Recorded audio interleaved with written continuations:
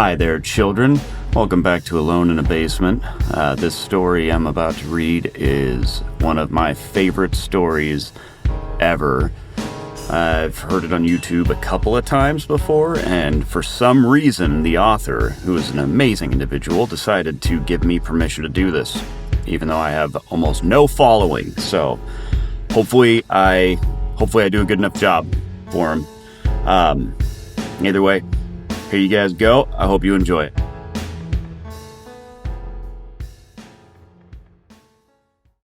We were never allowed in the basement. We finally found out why by Fleet Steps.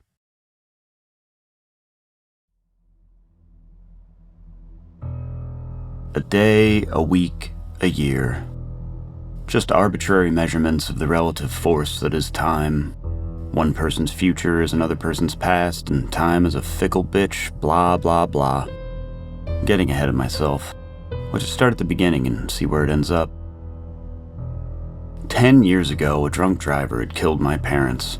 He'd been driving on the wrong side of the road, blew a .22. At 10 years old, my twin sister May and I became orphans. 10 years, and the pain of it had mostly subsided, though not entirely. There were still days I missed my parents, the way my mom used to kiss my forehead in the mornings before school, the way my dad's laugh used to fill a whole room with happiness. May and I had gone to live with our grandfather, our papa, as we called him. And for a while, life went on. We had been close with him before, and he was more than kind to us. He really did his best to fill the void of our parents. It wasn't perfect, but we loved him for it. May and I stayed close, grew up, we went to the same state college. Life went on as it always does. That was until earlier this year when our papa was diagnosed with stage 4 lung cancer. And then he too was torn away from our lives. The funeral was small, just us, a few family friends, and his brother. We had little family left other than Papa's estranged brother, Tom. Tom actually lived close by, but he and Papa didn't get on well, though neither May or I knew why. It was actually a shock when he showed up to the funeral. Didn't say much, though, and left pretty quickly. May and I had returned from our school to deal with the funeral proceedings and to clean out Papa's house. I say house, but really, it's a mansion, a gargantuan old Gothic structure sitting on 10 acres of land snuggled up close to a dense forest. It would be creepy to anyone else, but to me and May, it was home. A shining beacon of light in a world of shittiness. Papa had left the estate, all his possessions, and a very large bank account to us. On top of that, he'd left us a slightly disturbing letter. This is what it said. "You both deserve the very best in life, and I'm sorry to say you haven't gotten that from me. In the time after my death, you'll both come to realize that I'm not the man you thought I was. Sometimes we do things we feel are necessary, and those things can haunt us. Tom has agreed to explain some things to you both, and I just hope you won't judge me too harshly." Papa was a saint. Neither May nor myself had any idea what the note was talking about at the time. We'd come to find out, Papa was also a serial hoarder. The house was full of junk he'd collected over the years. We'd used some of the money he'd left us to rent some storage units and a truck, but clearing out the house was no small task. Papa had always been a private person and wouldn't have wanted strangers coming through and tearing the place up, so neither of us felt comfortable having movers come in. Still, that meant it was left to May and me. We worked tirelessly for days until finally we'd made our way to the basement. I flipped the basement light on from the top of the steps and sighed in annoyance when no light turned on in return. May and I peered down into the pitch darkness below. Concrete stairs seemed to stretch endlessly into the dark, even though I knew it only went down about 20 feet. "This basement always creeped me out, the way Papa locked it up so tight. I swear I used to hear weird noises from down there when we were younger." "We've been down there before, though," I objected. "Just boxes of Papa's old shit." "Once. We've been down there once for like 2 minutes when we were little. If it's just boxes, why would Papa have 3 deadbolts on the door?" May held up a ring of keys as if to emphasize her point. "Hell if I know. Maybe he was worried someone would get hurt because the lights don't work," I responded jokingly, taking a step down the stairs. "I have an idea. You figure out how to make the lights work in the creepy basement, and I'll go into town and pick up lunch." My sister responded in a tone of voice that let me know that she would not be going into that creepy basement. "Sure, May." I rolled my eyes and let out a small chuckle. "Thanks, Aaron." May rested her pale blue eyes on me and smiled warmly before scurrying off, long dark hair trailing behind her. I pulled out my phone's flashlight and cautiously walked down the steps. As I made my way into the only part of the house we had never been allowed in, an unpleasant and musky scent filled the air. My nostrils began to sting and my stomach turned. The smell increased in power with each step, and I had to make a conscious effort not to breathe through my nose. Something absolutely rotten was down here. Upon reaching the bottom of the steps, I noticed another light switch and decided to give it a try. For a second, nothing happened, and then slowly, a few dim yellow lights buzzed to life. Gazing around, I saw nothing that would be giving off such a foul odor. But I had to admit that May had a point. This basement was creepy.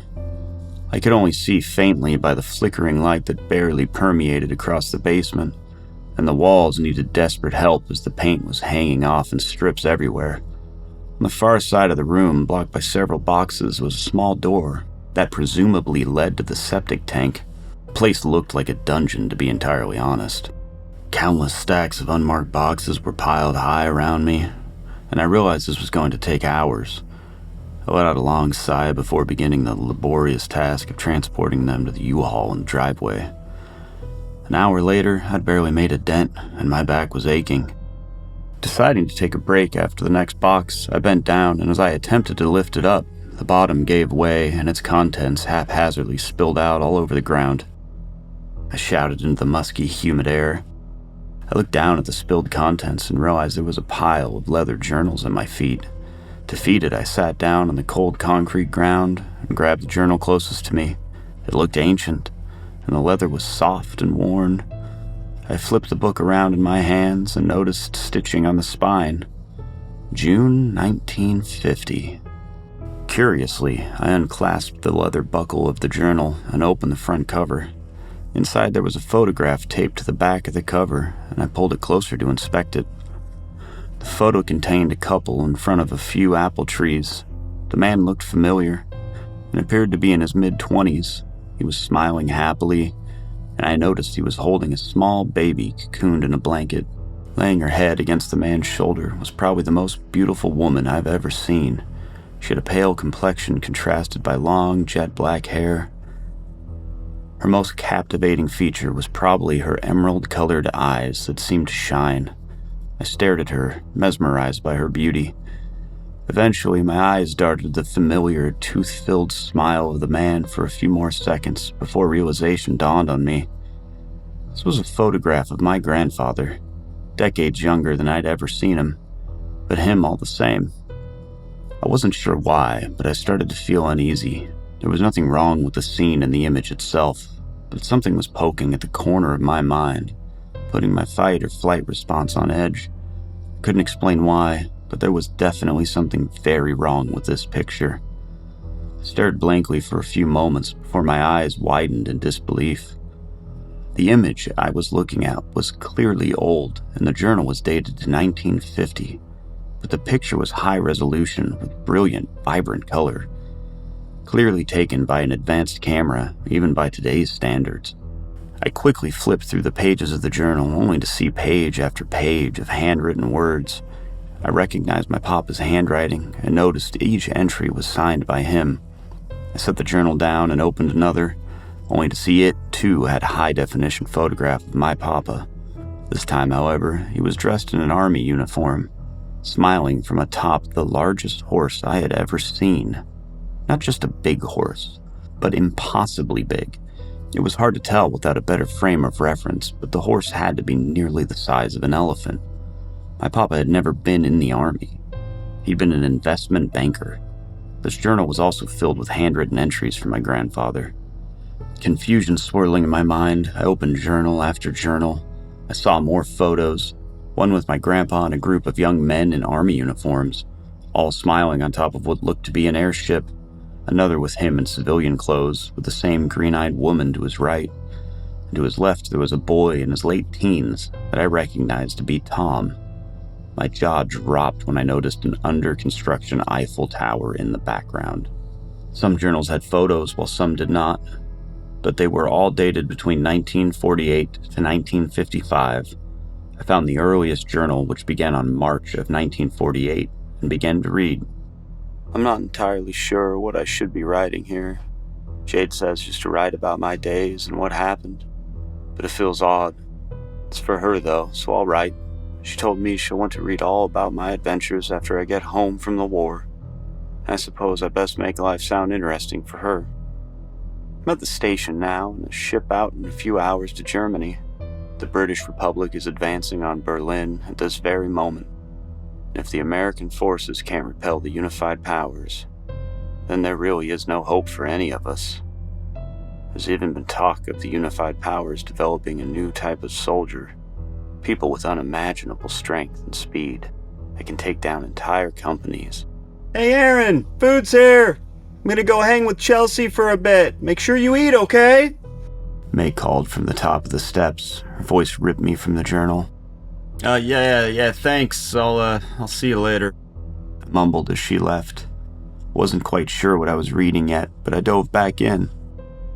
Without losing a single man, I'm not sure how much I buy into it all yet. Sounds like ghost stories if you ask me. The Koreans may have a disgusting interest in eugenics, but something like that would be too much, even for them.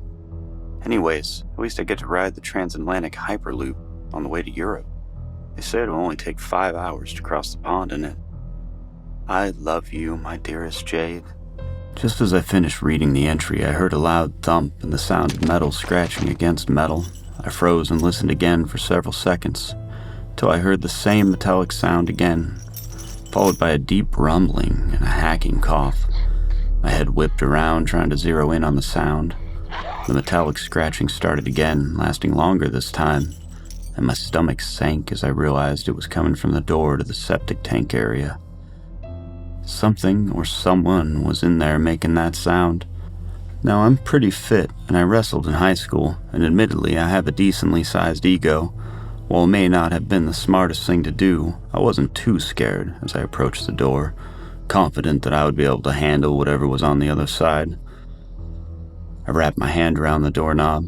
After a deep breath, I threw the door open with one hand, and with my other hand I used my phone light to illuminate the dark space beyond. I gagged as a much stronger version of the horrid smell I'd almost grown accustomed to gushed into my nostrils. And nothing could have prepared me for what I saw inside the room.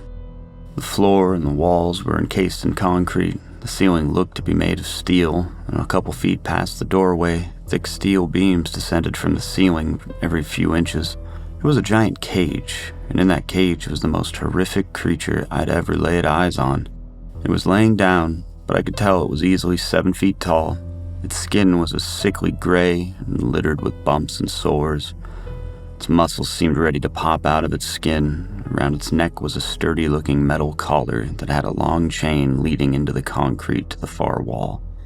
Between the smell and the sight, I bent over and puked my guts out. When I looked back up, the creature was staring at me, and I saw its horrid, elongated face, twisted into a nasty snarl. It bared its huge fangs at me, and it moved into a predatory stance on all fours. It looked ready to pounce. My heart was pounding so desperately I thought I was for sure having a heart attack. I stood there frozen in fear. Just when I thought I was going to faint, I heard a voice from behind me. Oh, fucking shit. Still holding the creature's stare, I slowly turned around to see my great Uncle Tom standing behind me, a huge slab of meat in his hands. I heard the screech of metal and whipped back around to see the creature launching itself at me, only to be yanked back by chain. It snarled as it rose to all fours. Now that it was closer into the light, I could fully see its eyes, its piercing emerald green eyes. As I stared into those captivating green eyes, all sounds seemed to fade away until I could only hear my heart pounding wildly in my chest. My mind flashed back to the photos of my grandpa and Jade, how her eyes had also been emerald green, the exact same emerald green. I stood there shell-shocked for what felt like ages until Tom roughly grabbed a hold of my shoulders and spun me around. "You got questions, kid? I suppose I got answers. Go wait for me upstairs." His thick southern drawl hung over his words like a fog. His voice sounded almost identical to my papa's, save for the accent. Finally, I broke out of my trance-like state. What is that thing?" Tensions filled the air. Tom eyed me flatly, not giving away a single emotion on his blank face. "She's..." He trailed off, trying to find his words before starting up again. "Listen, kid, I suppose I'll answer all your questions, but just go wait upstairs. She ain't been fed in days, and I promised my brother I'd take care of her." Papa knew about..." I started loudly before I was cut off by a shrill howl from the creature. Tom aggressively threw his pointer finger at the stairs, indicating for me to leave the room. Weighing my options, I decided to listen and stepped over towards the stairs. I looked back at Tom just as he slammed the door shut. I made my way through the hallway that connected the east end of the house with the central hallway. I looked at the markings on the wall where Papa had liked to measure mine and May's heights for the first few years he'd had us. We were still young enough to enjoy that sort of thing. I laid my hands on the grooves in the wood. The house that had been my home for the past 10 years now felt alien to me, like I was trespassing in a stranger's dwelling. Questions swirled through my mind. What the fuck was that thing? How long had it been there? What the hell were those journals? But above all, there was one question haunting me most. Just who exactly was my grandfather? I sat impatiently at the kitchen table for several minutes till I heard Tom make his way up the stairs. Without looking at me, he went to the kitchen sink and began thoroughly washing his hands. He sat down across from me and finally met my gaze. For some reason, I looked away sheepishly. Silence filled the room, and I jumped when he reached into his jacket and slapped down a few of the journals I'd found. He folded his hands on the table and leaned back, still saying nothing. Throughout my life, I had never gotten to know my great-uncle very well, despite him only living 20 minutes down the road. As far as I knew, he was a very smart man, though you'd never know it from the way he spoke.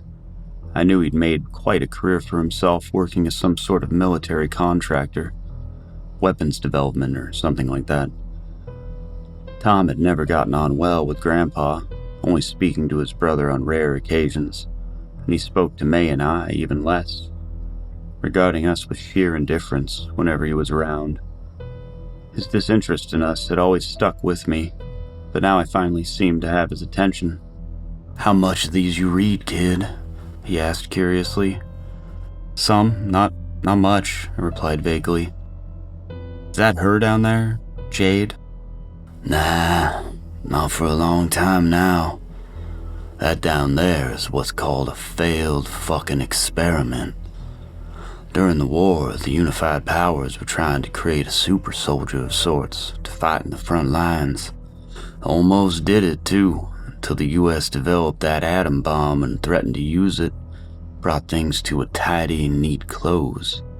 After the war, we confiscated the British and Korean research and..." "Stop fucking with me," I suddenly shouted as I pounded my fist on the table. "There was no war in the 50s where we fought the British, so stop fucking with me and start telling me the goddamn truth, or I swear to God, I'll just call the police and let them deal with you and that fucking thing downstairs." I could feel my face growing red with anger. If Tom was surprised by my outburst, he didn't show it. If anything, he looked almost amused, which just served to piss me off even more.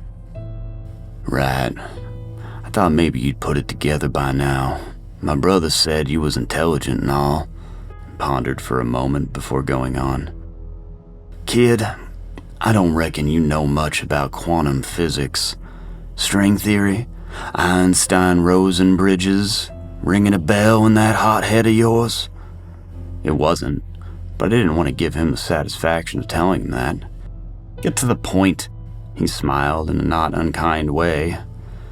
"Over here, Einstein and Rosen theorized that we were surrounded by microscopic wormholes that could theoretically traverse one through space and time. Neat theory and all, and they actually got most of it right.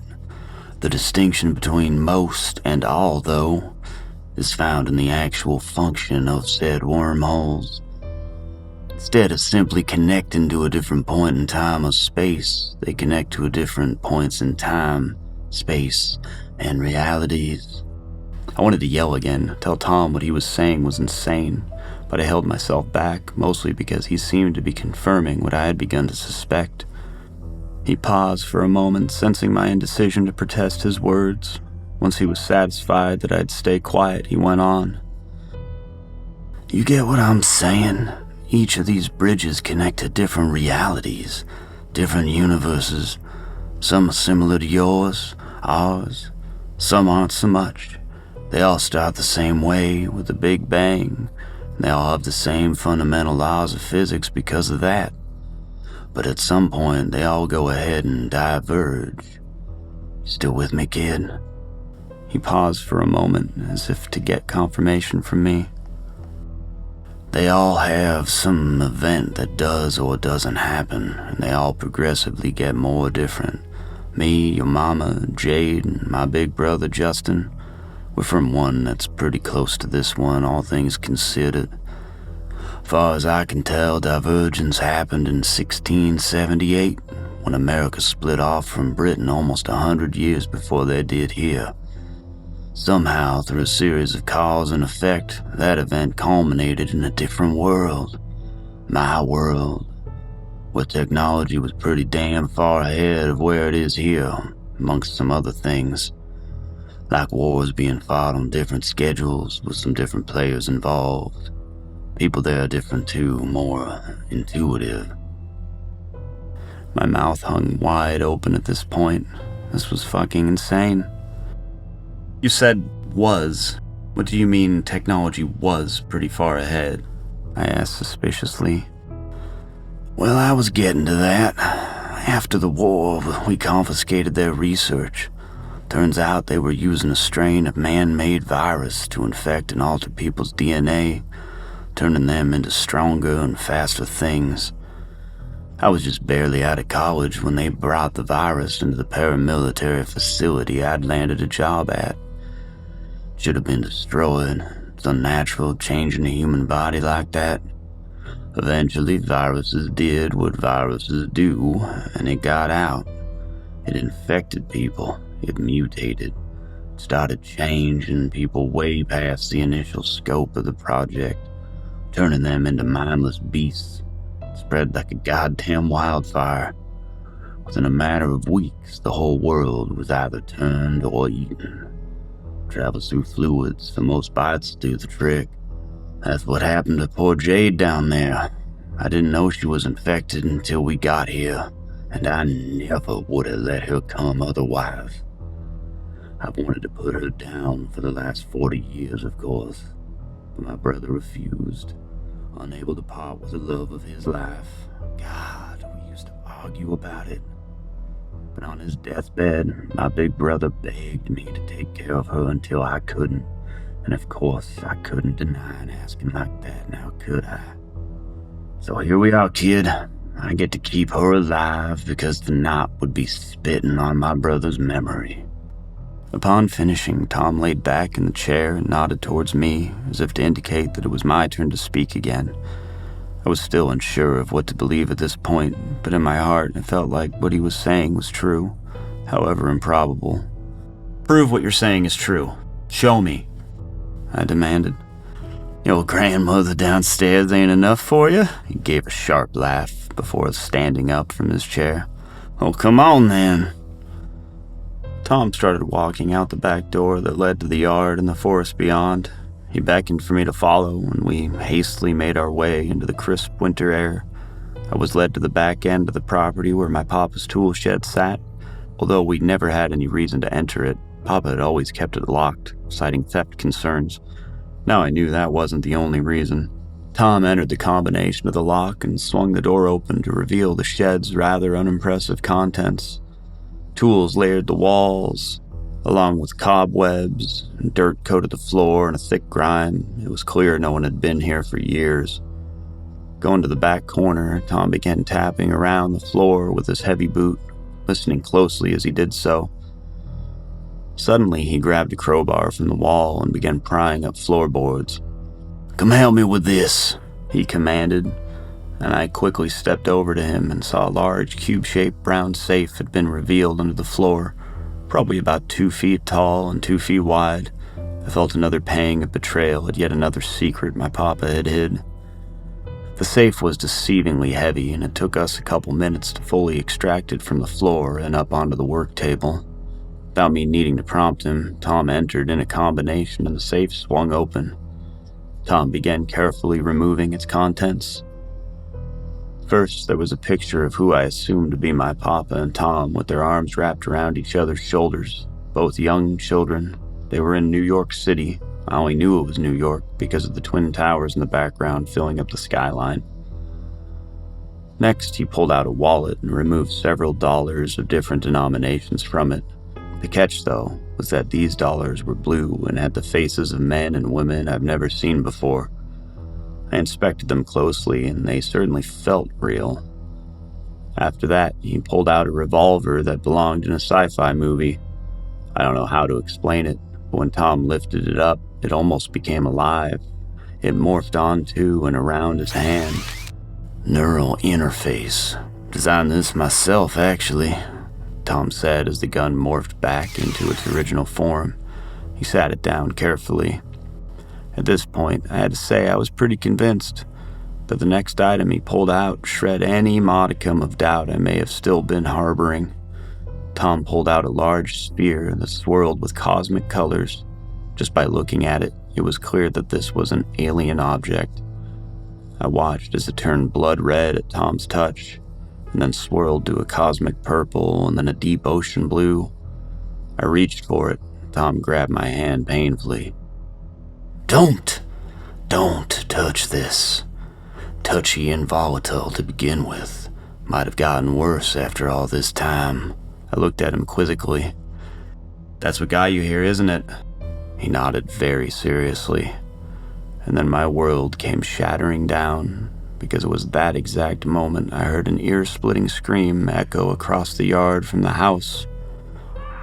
My blood turned ice cold and my heart skipped a beat. I recognized that scream. That scream belonged to my sister. Without thinking, I grabbed the revolver sitting on the table behind me and sprinted towards the house, ignoring Tom's calls after me. As I burst through the back door, I immediately recognized the unmistakable scent of blood. I heard a soft cry from the hallway leading to the basement, quickly turned the corner to see my twin sister collapsed against the wall. All around her was a pool of dark red blood that led down the hall to the basement. As I got closer, I realized the true horror of her wound. Her arm from her elbow down had been torn completely off. Shreds of skin hung loosely over the wound as it poured a seemingly endless fountain of blood. Tom arrived behind me then, letting out a sharp gasp. It seemed nice. My arm, Aaron. It took my arm. It seemed nice. She weakly croaked out as I knelt down next to her. "Shh, you're okay. It's gonna be okay," I said in an attempt to be calming, even though my voice was shaking and cracking as I watched my sister bleed out. I pulled off my belt and began tying a tourniquet as I screamed for Tom to call an ambulance. "No point, kid. She ain't gonna die. She's gonna turn. We can't let her," he said softly, his face still conveying little emotion. But I thought I saw something like sadness flash in his eyes. Ignoring him, I pulled out my own phone and called 911, giving them directions to my house before hanging up. I looked back at May and saw her eyes had rolled back into her head. She looked so pale. "Save her! Please!" I looked at Tom, tears now streaming down my face. He looked down at the ground before responding. "Kid, I hopped universes to get away. There ain't no cure. My facility came the closest before I left, but we were still weeks, months away. We were getting overrun. She won't bleed out, but she's gonna go into a coma and start changing. Couple days, maybe if she's lucky, less if she ain't." I felt a rage boil through me as I grabbed the gun and sprinted down the basement steps. "Aaron, no!" Tom bellowed after me as I bolted into the room that held the creature. I slammed the door shut and locked it as Tom pounded into the other side. I felt a new wave of red-hot anger as I turned and saw the creature gnawing on my sister's arm. It paid me no attention as I leveled a revolver at its head. I felt the cool metal morph around my hand. It was an odd sensation, but I felt the neural interface working and somehow knew the bullet would find its mark. With a simple thought, the gun blew a hole the size of a quarter through the head of the thing that had once been my grandmother. No sound, no recoil. The creature howled and I shot again and again and again. Finally, it collapsed on the ground dead. Tom was still pounding on the other side of the door, and as I opened it, he came crashing inside and looked at me with a fury I'd never seen before. He took a step toward me, but I leveled the gun at him and he stopped in his tracks. "You gonna fucking shoot me? I swore to my brother I would keep her safe, but now look what you went and fucking did." He spoke in a tone that was full of ice and fury. I took a deep breath and steadied my breathing as I continued to aim down my great uncle.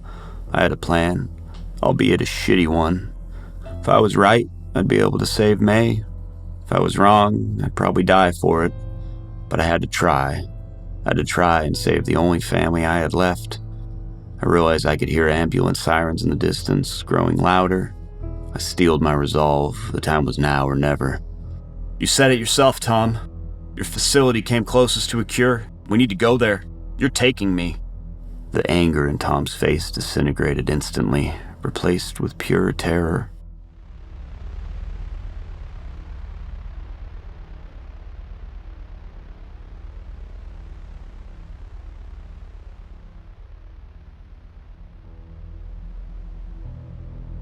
"No," Tom whispered, his face now white as a ghost.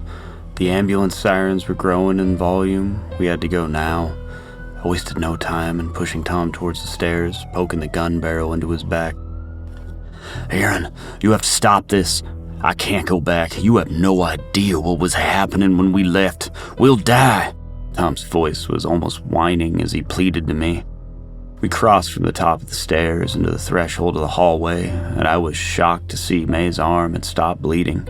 She was now laying down in the pool of blood, her long dark hair soaked with crimson. Her breathing was short and shallow, and her eyes were open but still turned into the back of her head, the whites of them facing into the ceiling.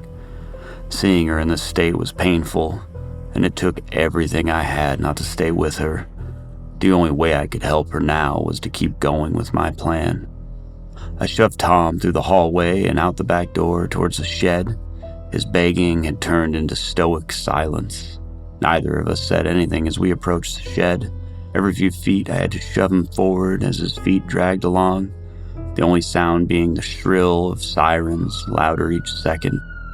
I looked back toward the house, the front road and driveway not visible from this angle.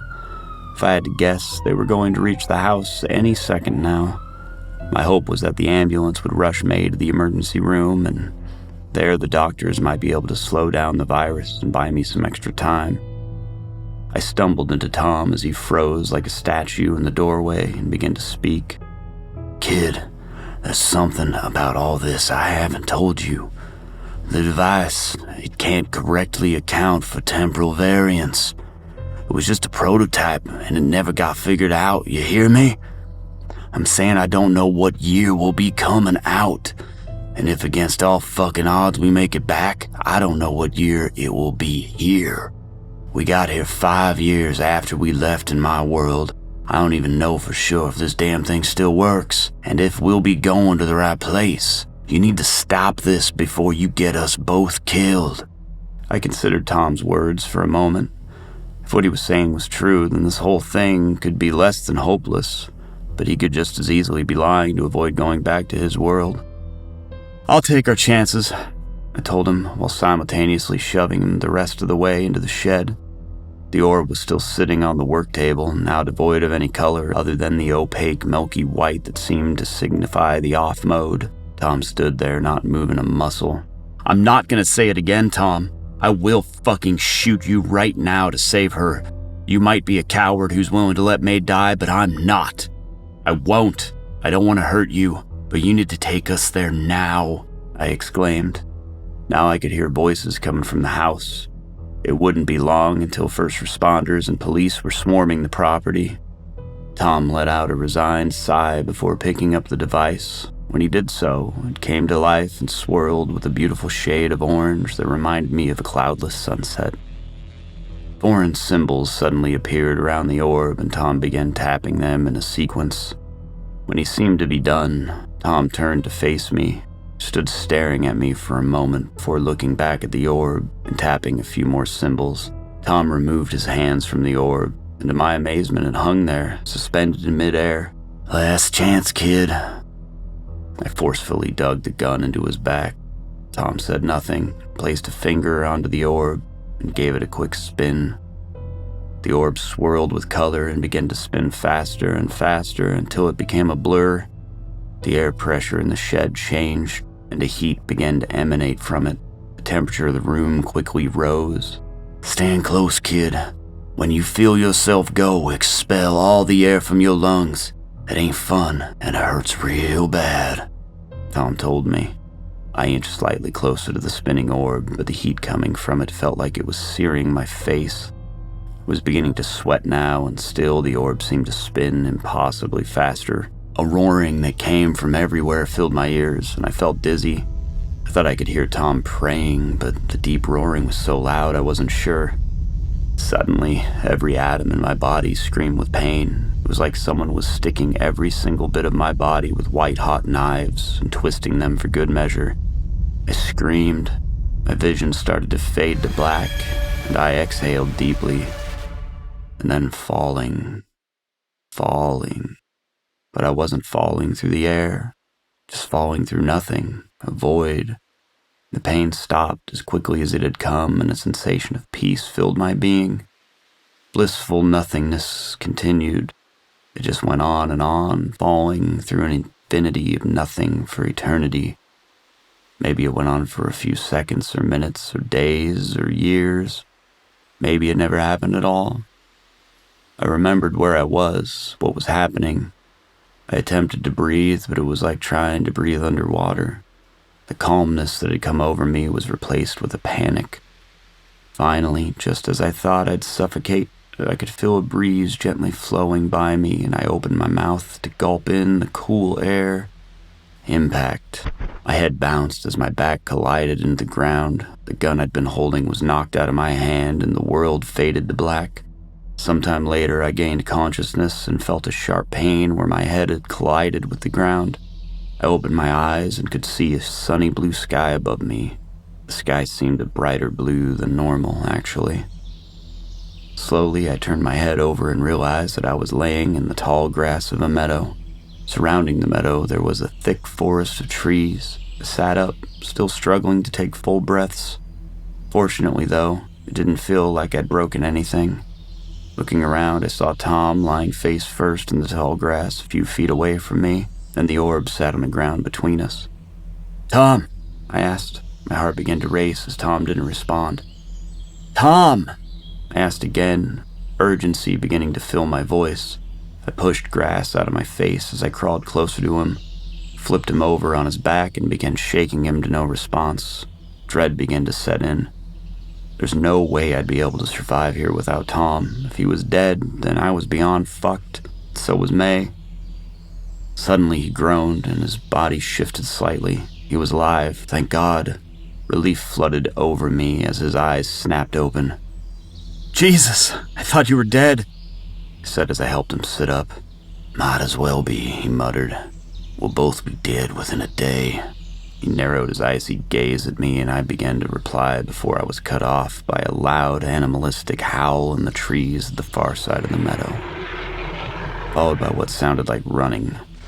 Tom and I both froze as a gargantuan horse the size of an elephant burst from the trees into the far side of the meadow.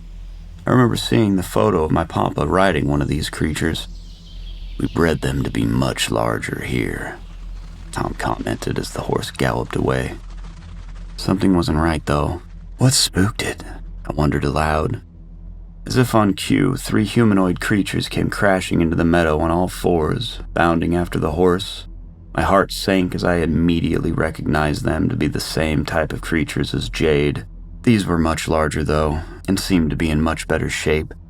They howled gleefully as they closed in on their prey. Tom threw his hand over my chest and brought us both back against the ground, trying to hide in the tall grass that surrounded us. He looked at me and brought a finger to his lips, indicating silence, as if I dare make a sound right now. We heard the screams of pain that could only be the horse getting caught.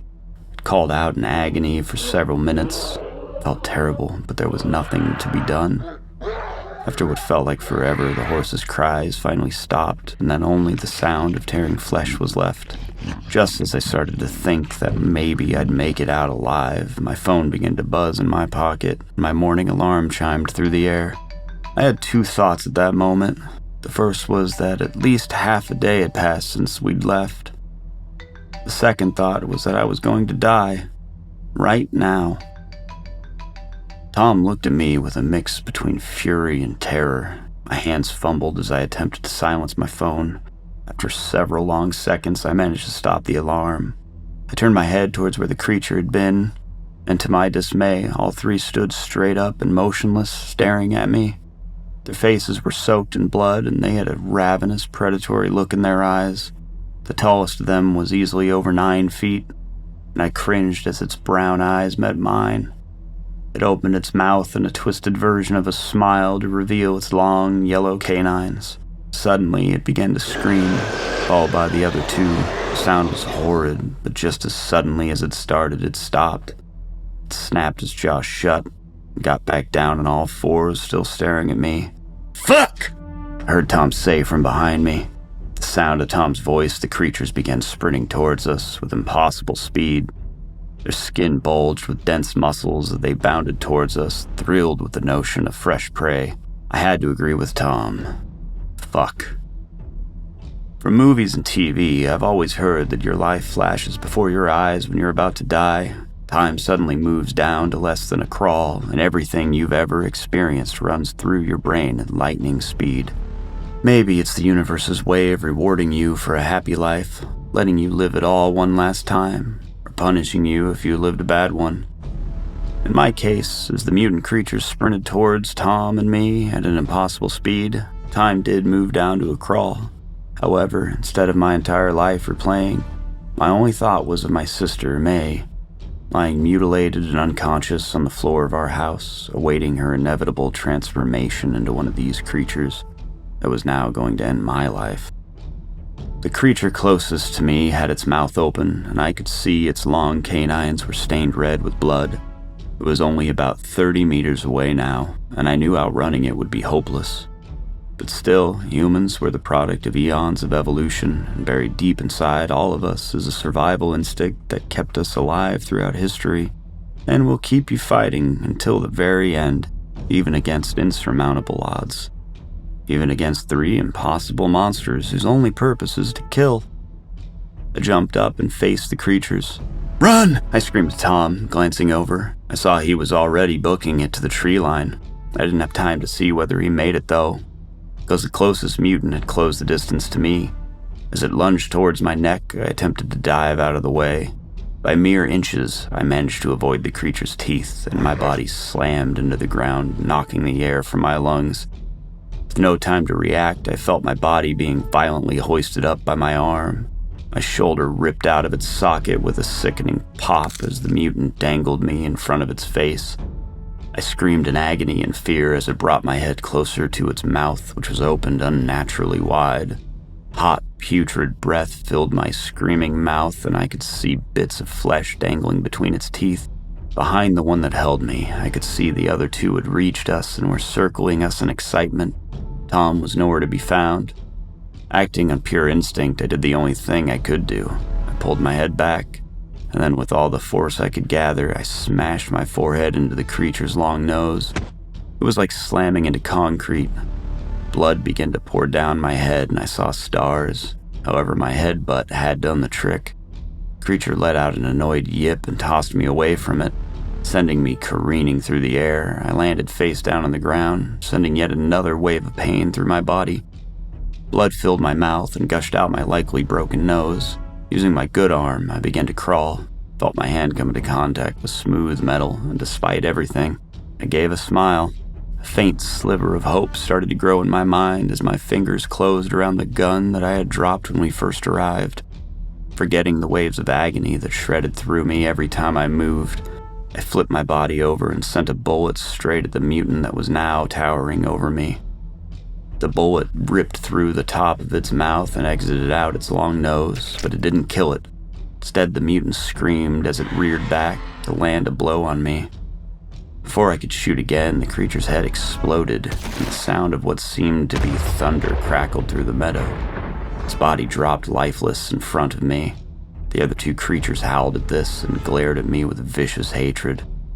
Another deafening boom split through the air, and the mutant closest to me had its arm and the majority of its torso blown away.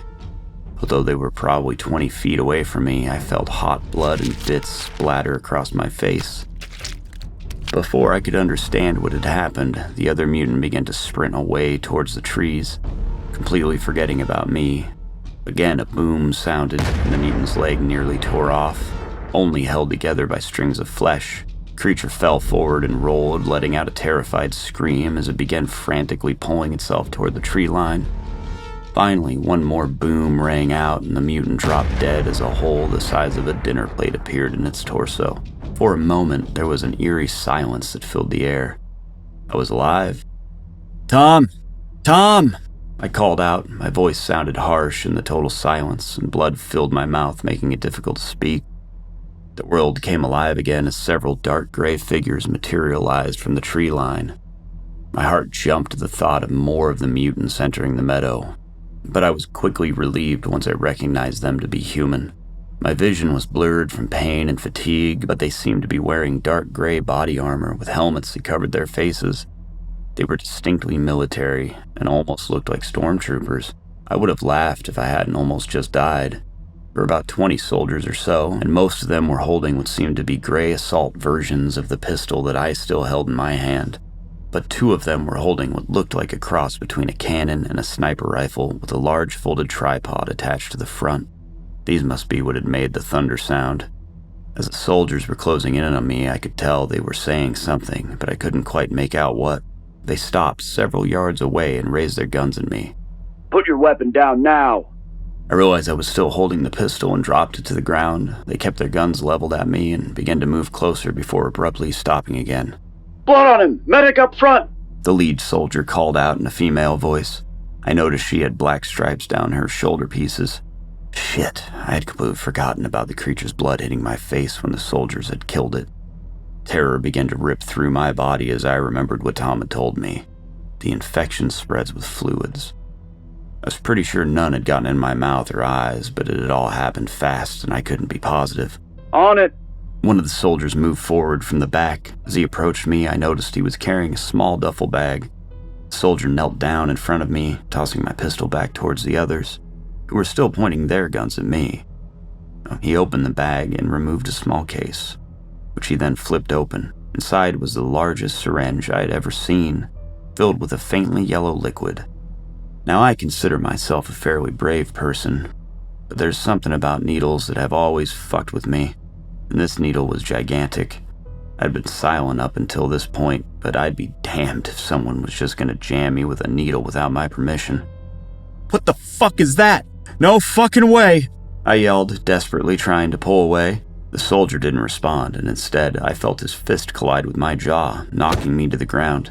Putting all his weight on me, he dug his elbow into my back before I felt the needle pinch into the base of my neck.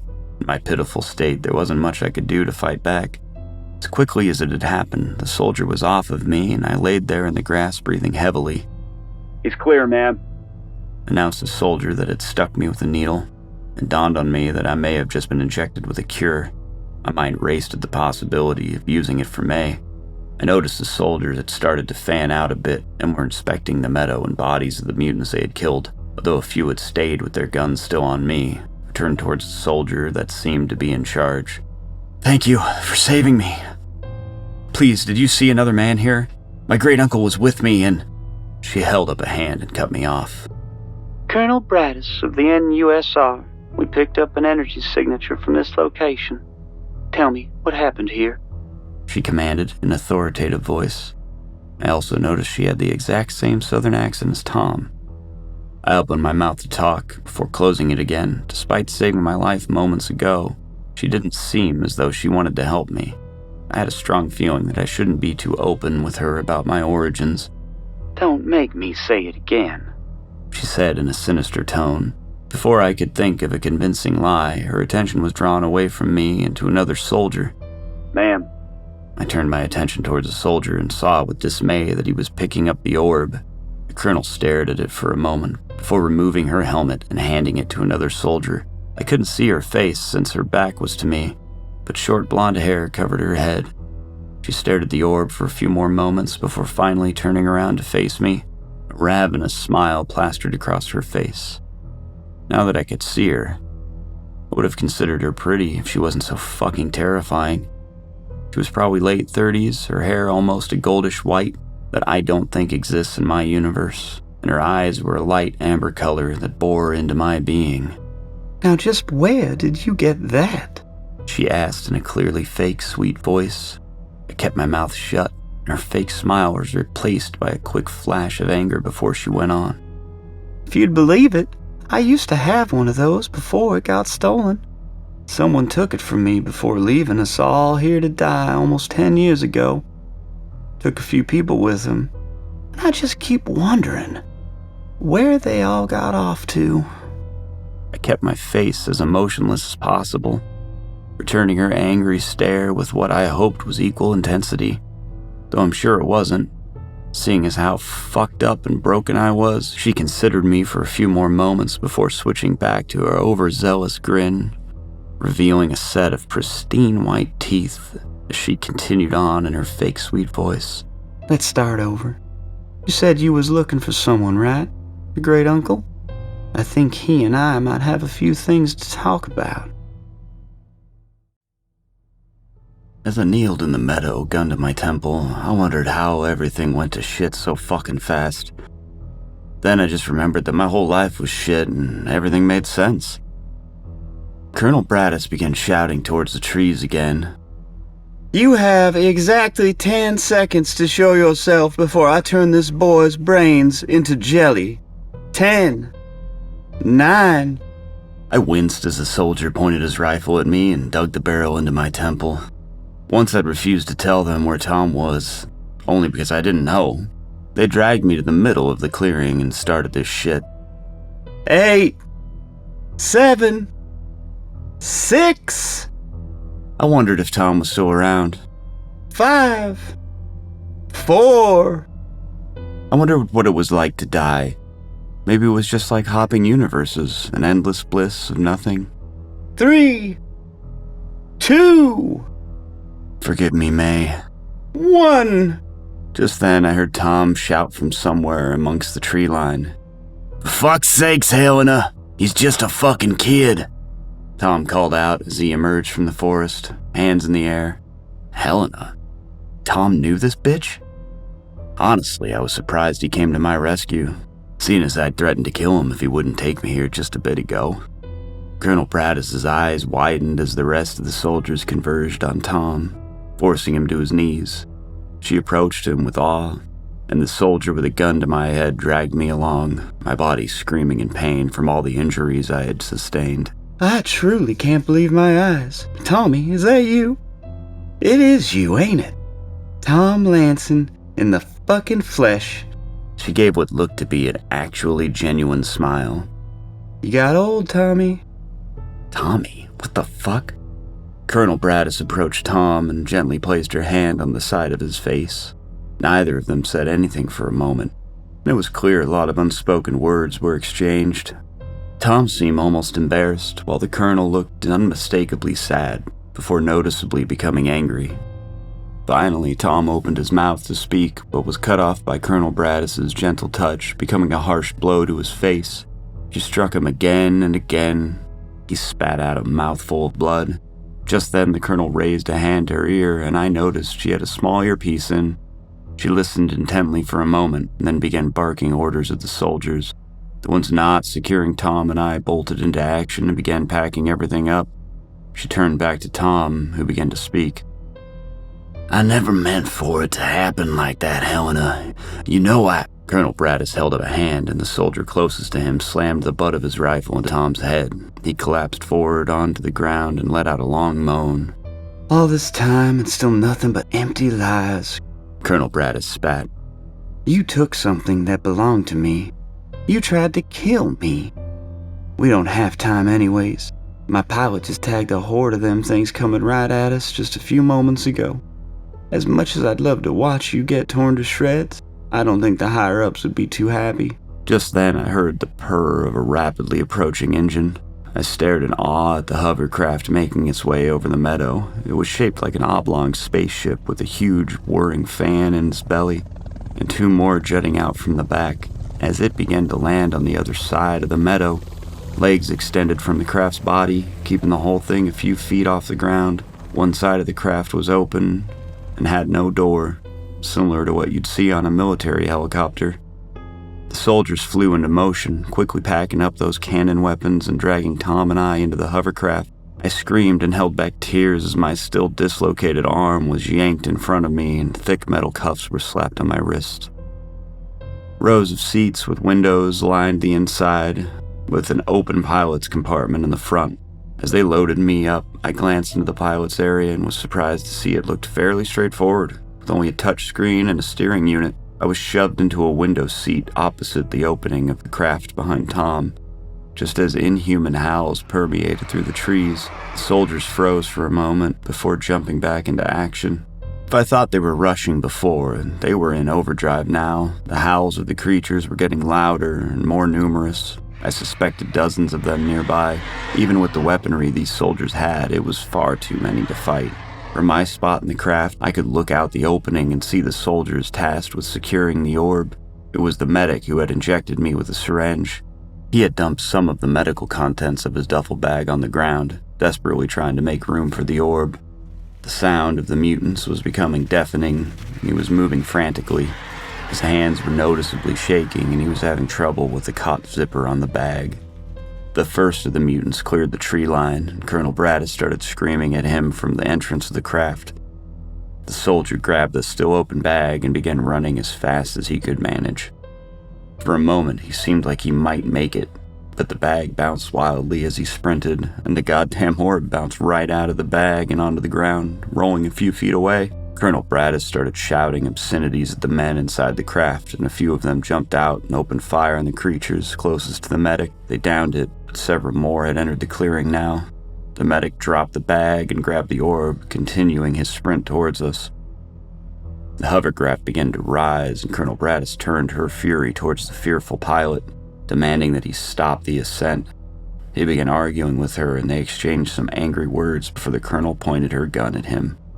The pilot angrily slammed a button on the touchscreen, and the craft descent halted. A few more men jumped out and opened fire, but the mutants were flowing into the meadow en masse. The man carrying the orb was moving fast, but still 30 feet away or so. It was clear he wouldn't make it. One of the creatures took a leap and sailed through the air, landing directly on top of the soldier. The orb went careening away, landing with a dull thud. It must have been sturdier than its glass-like appearance made it seem, because it sat unharmed where it landed, though it was quickly engulfed by the startlingly close herd of mutants charging towards us. The colonel was still shouting. The rest of the soldiers who had jumped out to help the medic were trying to reboard the craft, but the pilot had begun to raise the craft again and had taken it a little too high for them. 3 of them jumped for the opening and began to heave themselves inside. Mutants leapt in the air towards the craft and grabbed a hold of 2 of them, dragging them back down to the ground. Their screams as they were eaten alive echoed through the air. The 3rd soldier was slightly luckier, so I thought. A mutant had jumped through and bitten his leg clean off, instead of dragging him back down with it. Another soldier pulled him inside the craft before Colonel Braddis promptly shot the wounded man through the head. A look of disgust filled her face, and she used her foot to push him back out the opening. She smiled when she saw my horrified expression. All my serum is down there with my medic. We were about 20 feet in the air when a particularly large mutant made a bounding leap for the open door that was thankfully opposite of me. The craft lurched violently as the front half of the mutant landed inside. Scrambling to find purchase, it dug its long claws into the side of the soldier closest to it, the same one who had just pulled in his friend. The soldier began screaming before Colonel Braddis used her pistol to put several bullets through the mutant's head. Its lifeless body slid back out, dragging the still screaming man with it. As the craft gained altitude, I was able to see just how wrong my assumption of the mutant's numbers were. There were not dozens entering the meadows like I had assumed. There were hundreds, a sea of writhing gray and yellow all climbing over each other, and somewhere down there in all that was the orb. My only way home, my only way to save May. We flew in silence. Every time I tried to speak, I was met with a hard hit from the soldier next to me, so finally I just stopped trying. Colonel Braddis was on the other side of the craft, staring at me, looking furious. Fortunately, my seat had a window, which gave me something to look at other than her scalding gaze. For a while, we flew over a forest that seemed to stretch on forever. After about an hour, we began to approach a city, and I was again reminded of how much farther along this universe had been. Apart from regular buildings and skyscrapers, the city boasted a futuristic highway system with shining tunnels, creating a maze between it all. Once we got closer, I could see just how well and truly fucked this place really was. Buildings and skyscrapers were destroyed, windows shattered everywhere. The long tunnels intertwined through the city were blown apart and missing sections everywhere. Dead vehicles and rubble littered the streets, scorch marks covering almost every surface. The smell of death filled my nostrils as we passed over it all.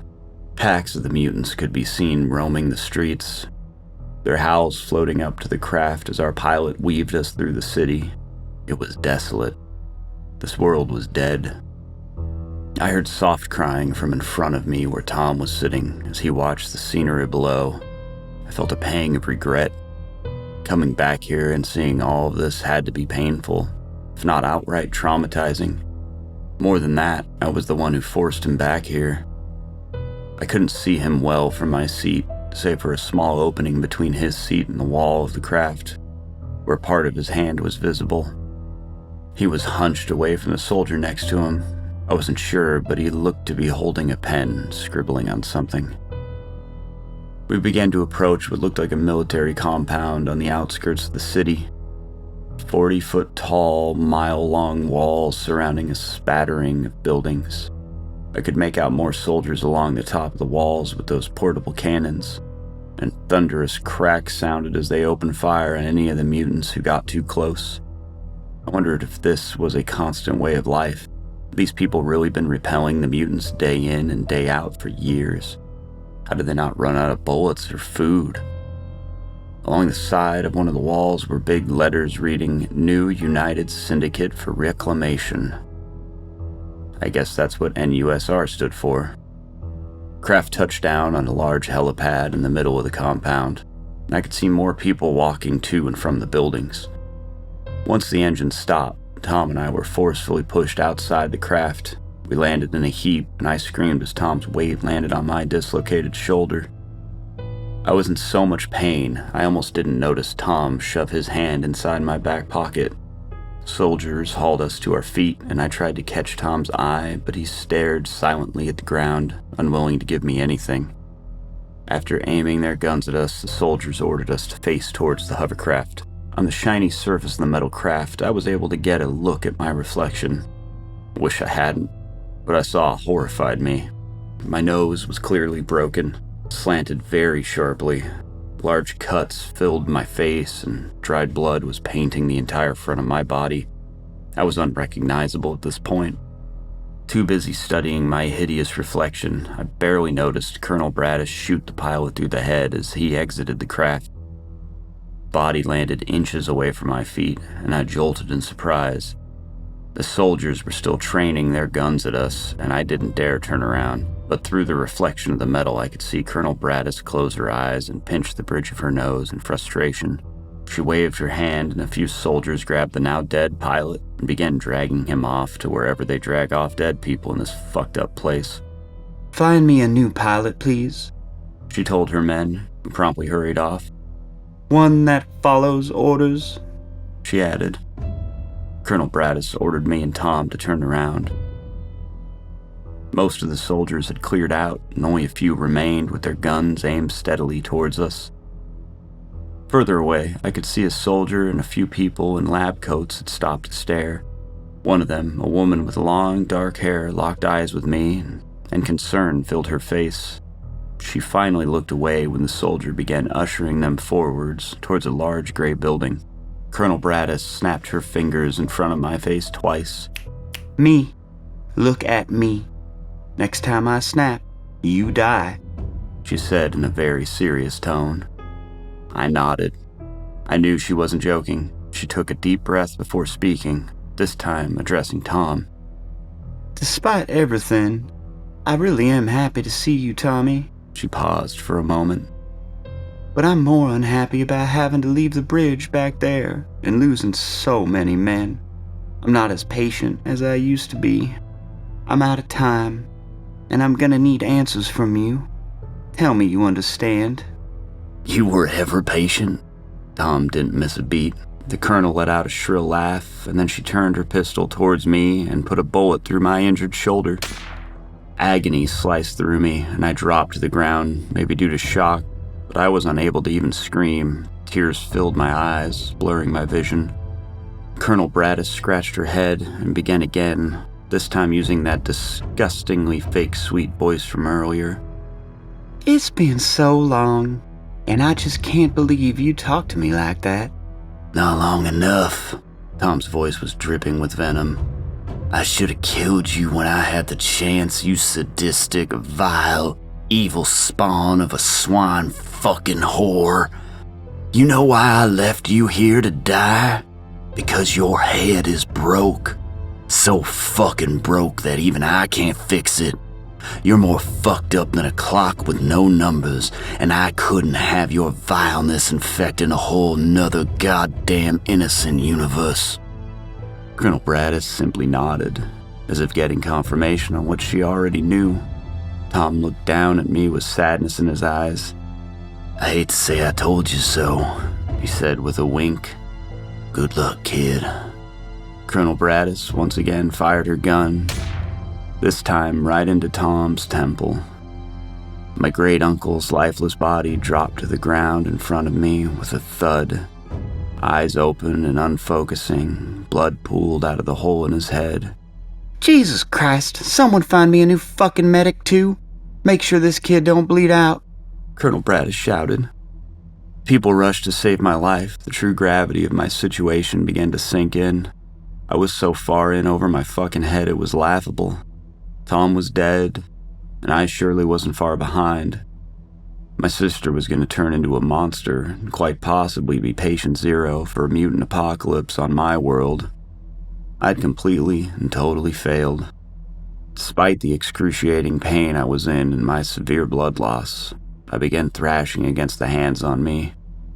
I launched every single threat and insult I knew at the colonel, and she just stood there unfazed, wearing an amused look. The only thing that made me eventually stop was when someone stuck a needle in my neck, and my world faded to darkness. I'll give you two a minute, Papa said with a sad smile, setting down his flowers and walking back towards the car. May put a comforting arm around me as I stood awkwardly in front of my parents' graves. I leaned into her and wiped the tears from my face. May was only 9 minutes older, but sometimes the difference felt like years. It was always her taking care of me. Exactly 1 year had passed since they died, and the pain hadn't subsided at all. Most nights I still woke up crying in a cold sweat. Then I'd hear a knock on my door, and May's soft voice asking if she could come in. We shared a wall, and my sleepless nights meant she would not sleep either. We'd sit in my bed and just talk about everything, sometimes for hours. Finally, I'd be able to fall back asleep, and she'd slip away to her room. They left, I choked out through tears. May leaned her head into mine. I know. What if you leave too? I'll never leave, I promise. But you need to wake up, Aaron. Wake up!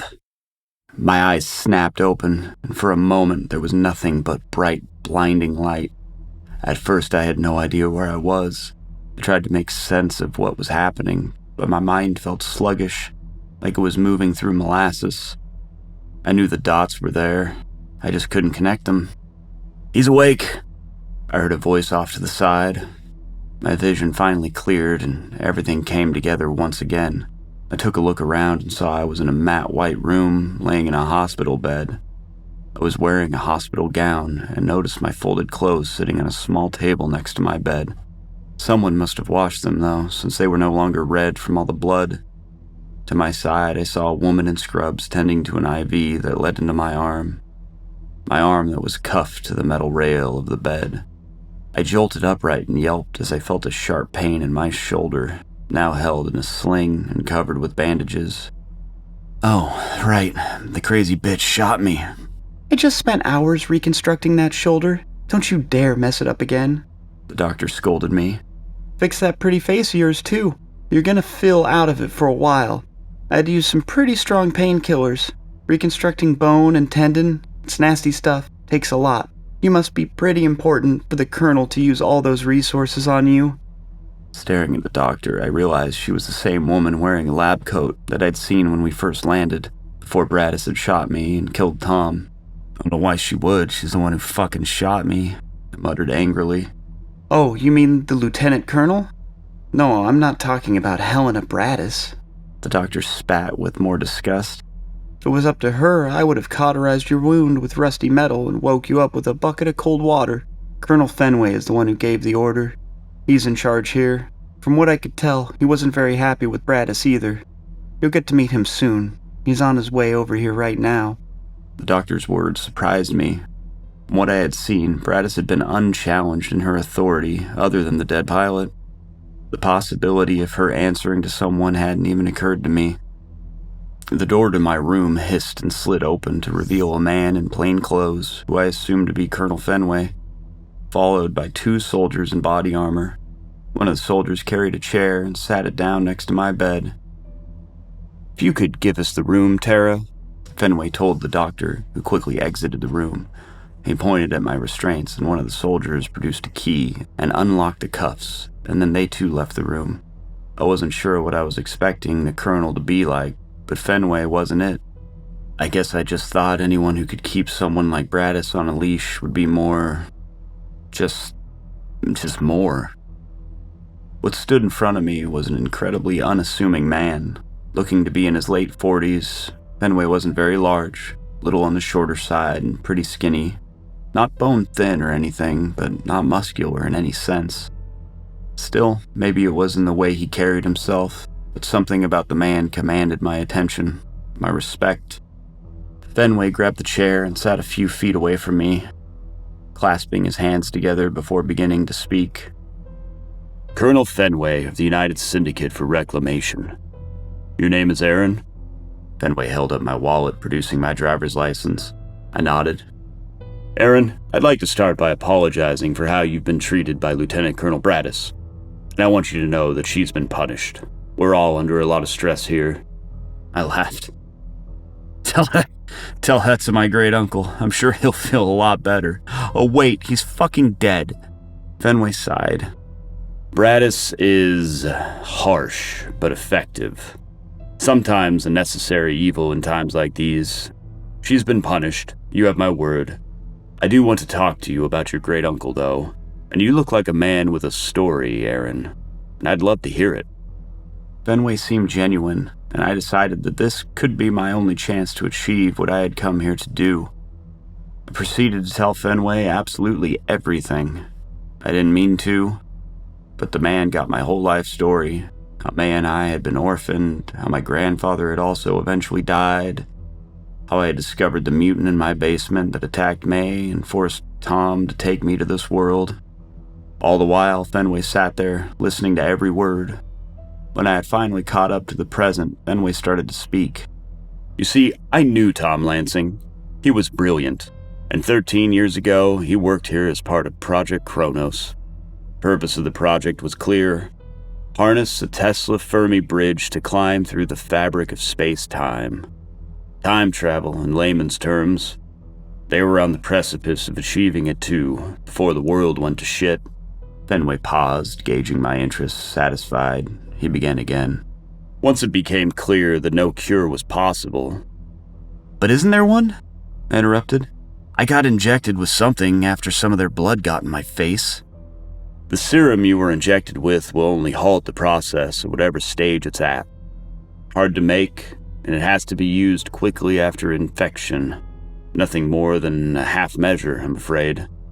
Anyways, once the world went to shit, Project Kronos became everything. Eventually they realized the Tesla Fermi bridges weren't just portals into time, but also universes. Still though, it didn't matter. It was a way out, a lifeboat in all of this." Fenway waved his hand around. "We identified 3 possible universes we could escape to: Beta, Charlie, and Zulu. Obviously, if we had kept analyzing the data, I'm sure we could have found more. The time was short, and we identified 3 candidates we were reasonably sure had timelines similar enough to our own. During this, the scientists working on it had their families moved to the compound. In Tom's case, it was his brother, sister-in-law, and their little girl, your mother, I presume. A promise of their safety, his motivation to continue the project, complete it, and they would be allowed to bring their families. But it was a cruel lie. You see, at maximum occupancy, the bridge creates a field to cover around 200 people. Its power is not limitless. Within that orb is an experimental antimatter reactor, and with the world the way it is, we have absolutely no way to get more antimatter. 3 trips at most, 400 people in total. The scientists and their families would never be allowed to go. Only the most elite of the elite would have a ticket. Tom, being the smart man that he was, put 2 and 2 together. I don't blame him for what he did, though. I probably would have done the same in his shoes. One night, he and his brothers snuck into the facility and killed the entire project security team. The only one that lived through the attack was Helena Braddis. I never knew if it was because her and Tom were friendly, or if it was because Tom was a lousy shot. He took the bridge, crashed an armored car through the main gate, and escaped into the city with his brother's wife and their girl. 2 days later, our satellites detected gamma rays emitting from the antimatter reactor, and we knew Tom was gone. 10 years later, we detected them again when you arrived."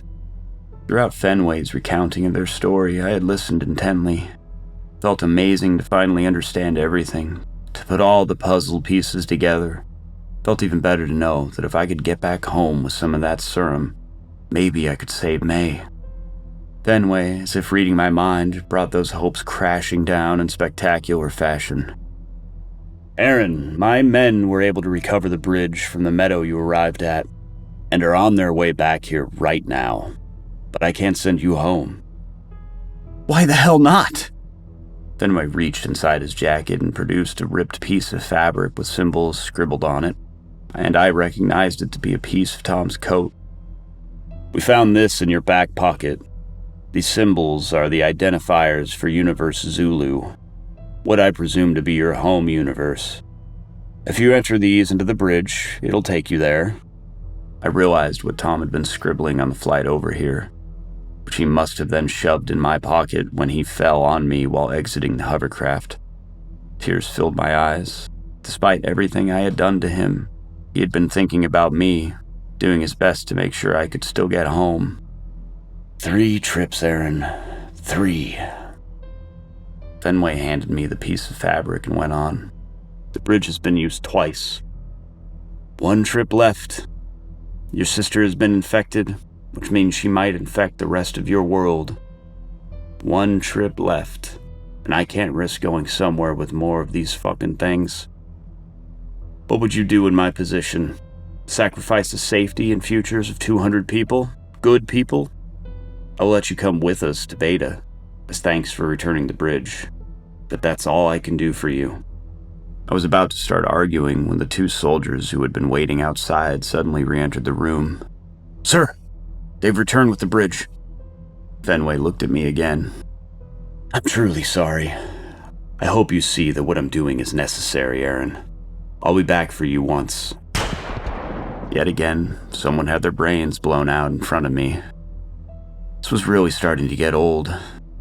One of the two soldiers had just shot the other and was now pointing his gun at a shocked Fenway and me. "Colonel Braddis requests to see you both."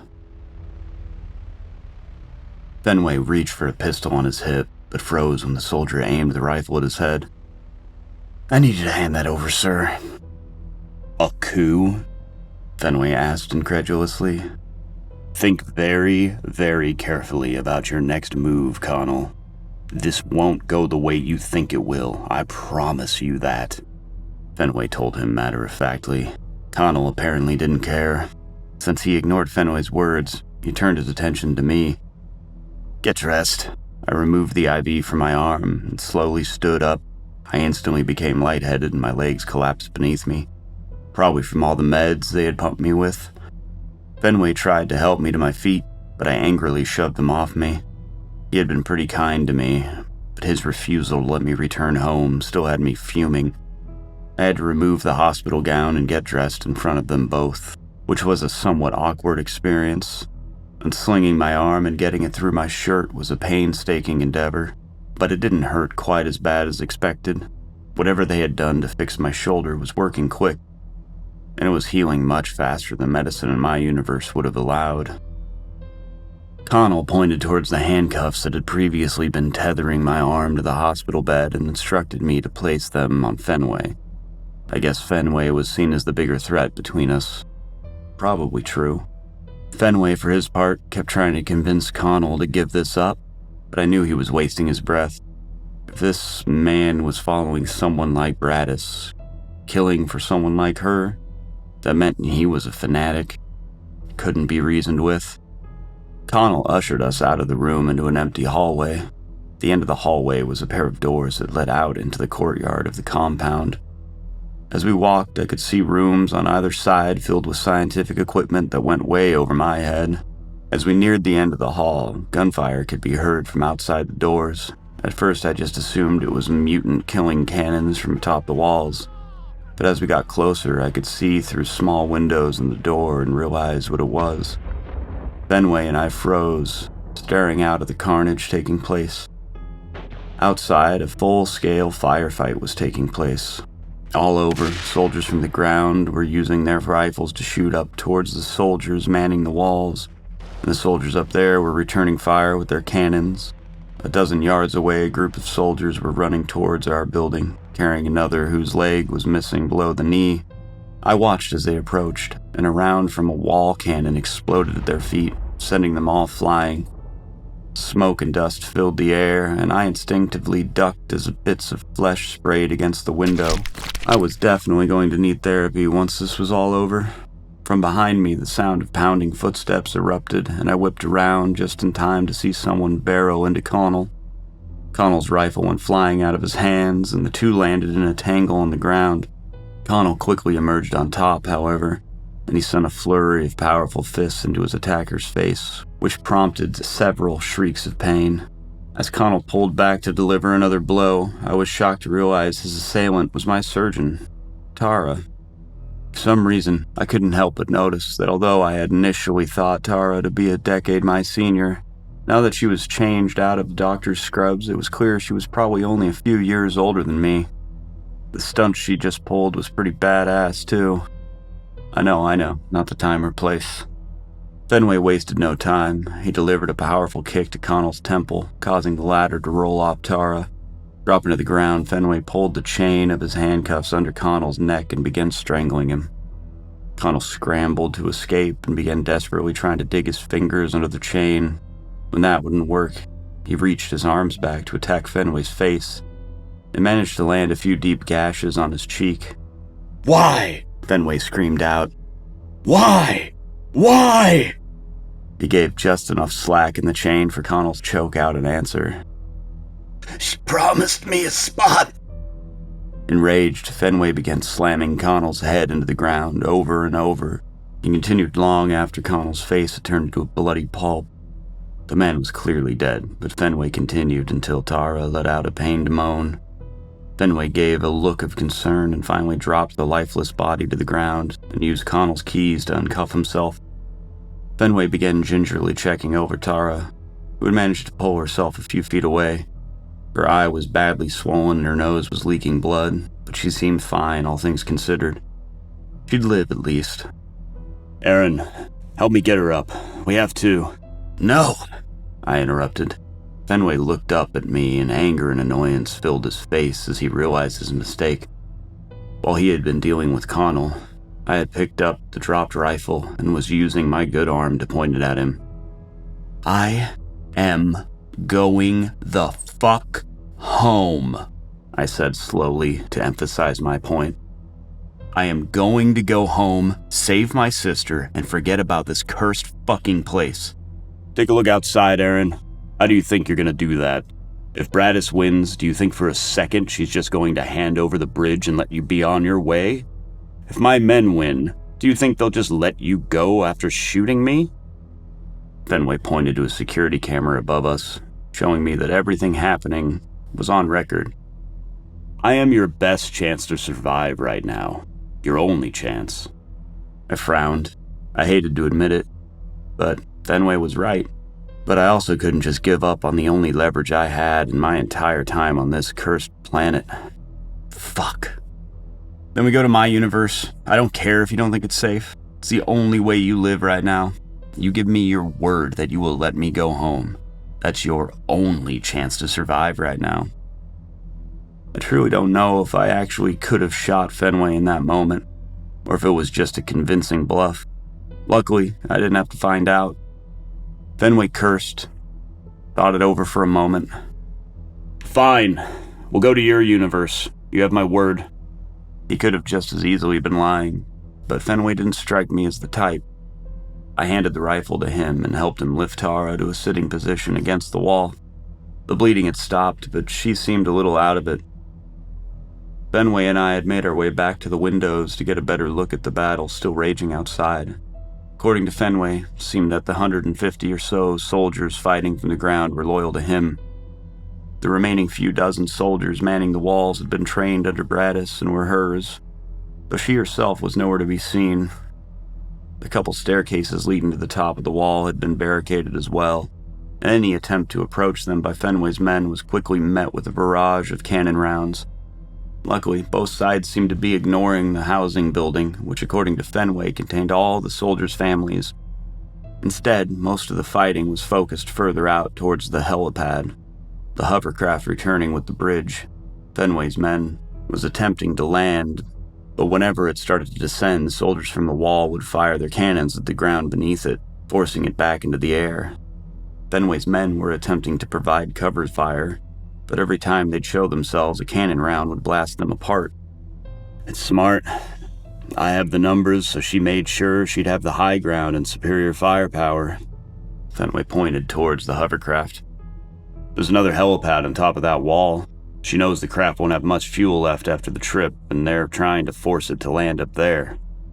That way, they can take control of the bridge. I bet you anything Bradis is waiting up there too, so she can use it as soon as possible. That's probably why she didn't have Connell just kill us. She doesn't know how to operate it, so she needs one of us to.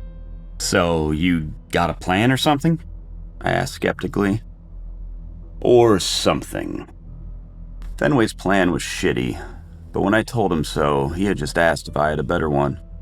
I didn't, but that still didn't make his plan any less shitty. Since most of the fighting had centered around the hovercraft on the other side of the compound, that meant there were only a couple on the end we were near. 2 soldiers were clearly focused on the battle, which meant that Fenway, Tara, and I were able to use the buildings as cover and approach them undetected.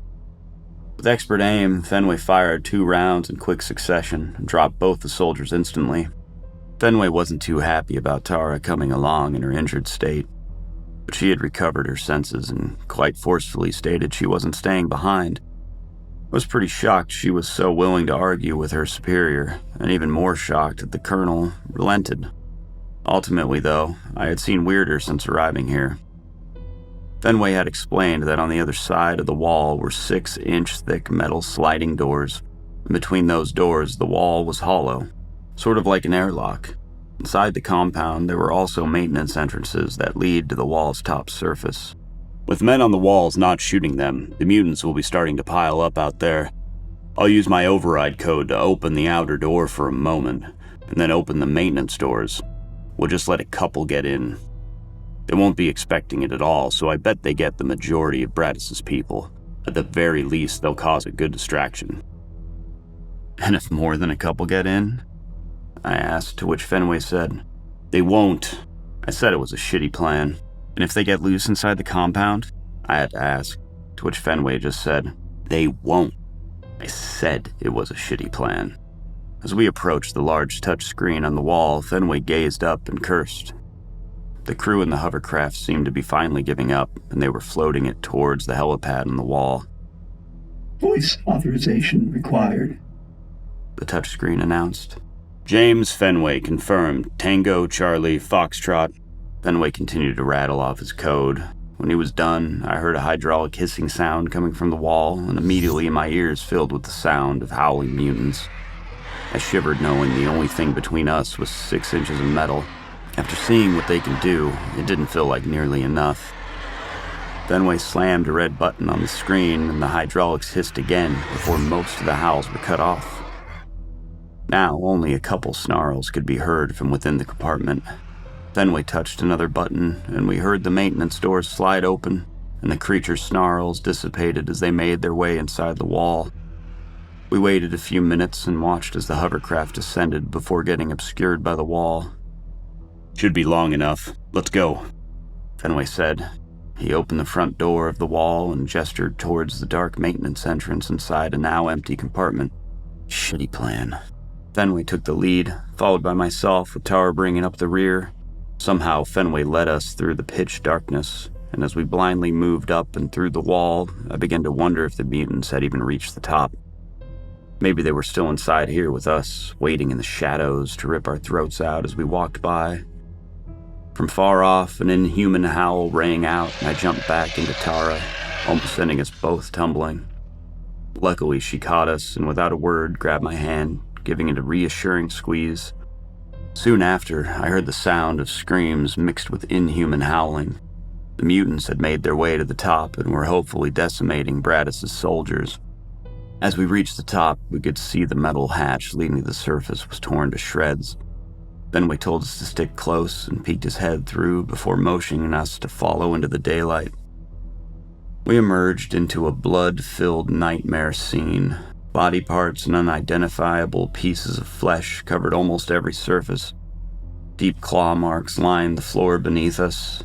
A few 100 feet or so down the wall was the helipad, and I could see 2 mutants laying waste to the soldiers above the wall. On the ground, Fenway's soldiers were using the chaos up here to regroup. They began dismantling the barricades, but it was slow work. On the helipad, the few who remained of Bradis's soldiers were desperately trying to fend off the mutants, but up close like this, the mutants were too quick. We ducked down and watched as they were quickly sliced to shreds. After a moment, they seemed to lose interest, though, and began sprinting along the wall towards a few more of Bradis's men who were making a break for it. Luckily, away from us. I don't see Bradis anywhere, I whispered to Fenway as we cautiously approached the helipad. Maybe they got her, he responded. I had to hold back a chuckle. That'd be way too lucky. Wasn't long before I was proven wrong, though. Recently, I had daydreamed about shooting Helena Bradis quite often, so I'm slightly ashamed to admit that I was actually pretty disappointed when we found her dismembered head laying on the ground next to the hovercraft. Her mouth was frozen open in an endless silent scream, and her eyes were wide. A few feet away, the rest of her body lay on the ground, still clutching a metal case. I quickly snatched the case and opened it to see the milky white orb sitting inside. I hugged it to my chest. Awesome fucking plan. Fenway walked towards me and bent down to examine Bradis's head and body. With a look of disgust, he grabbed the head by her short blonde hair and chucked it over the wall. Good riddance. Fenway muttered before turning to look at me. His eyes grew wide, and he immediately raised his rifle to aim at something beyond me. Without looking, I knew the two mutants were returning, because of course they were. Turned around and saw two giant blurs of gray hurtling towards us at an alarming rate. Fenway began firing, and he managed to drop one before the rifle clicked empty.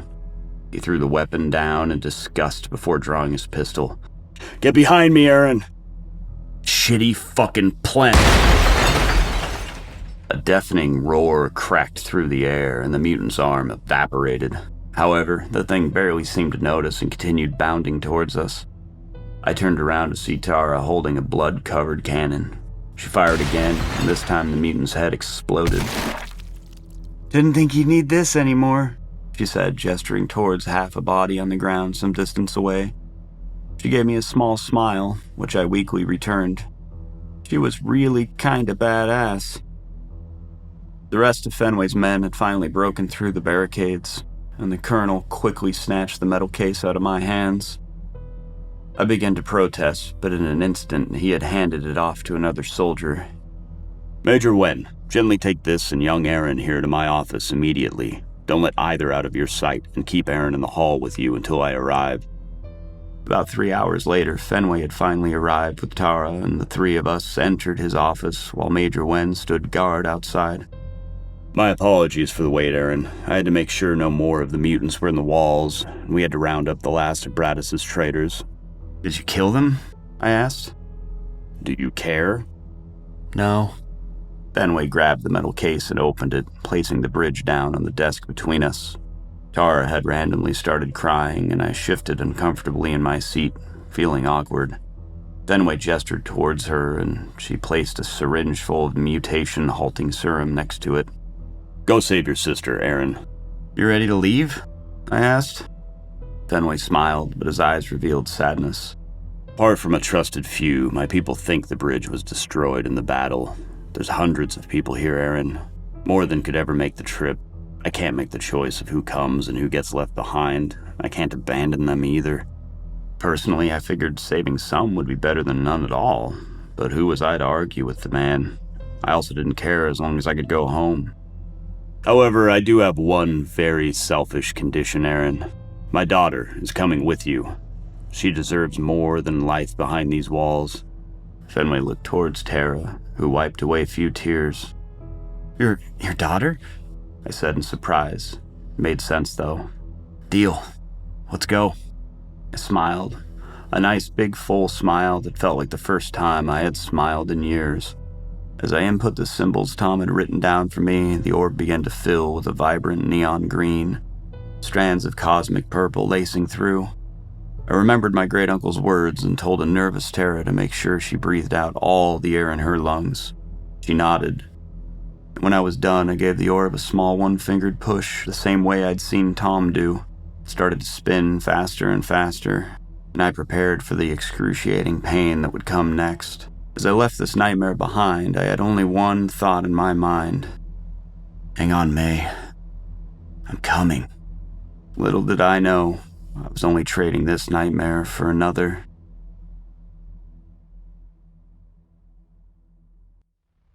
Consider the concept of infinity. It's jarring.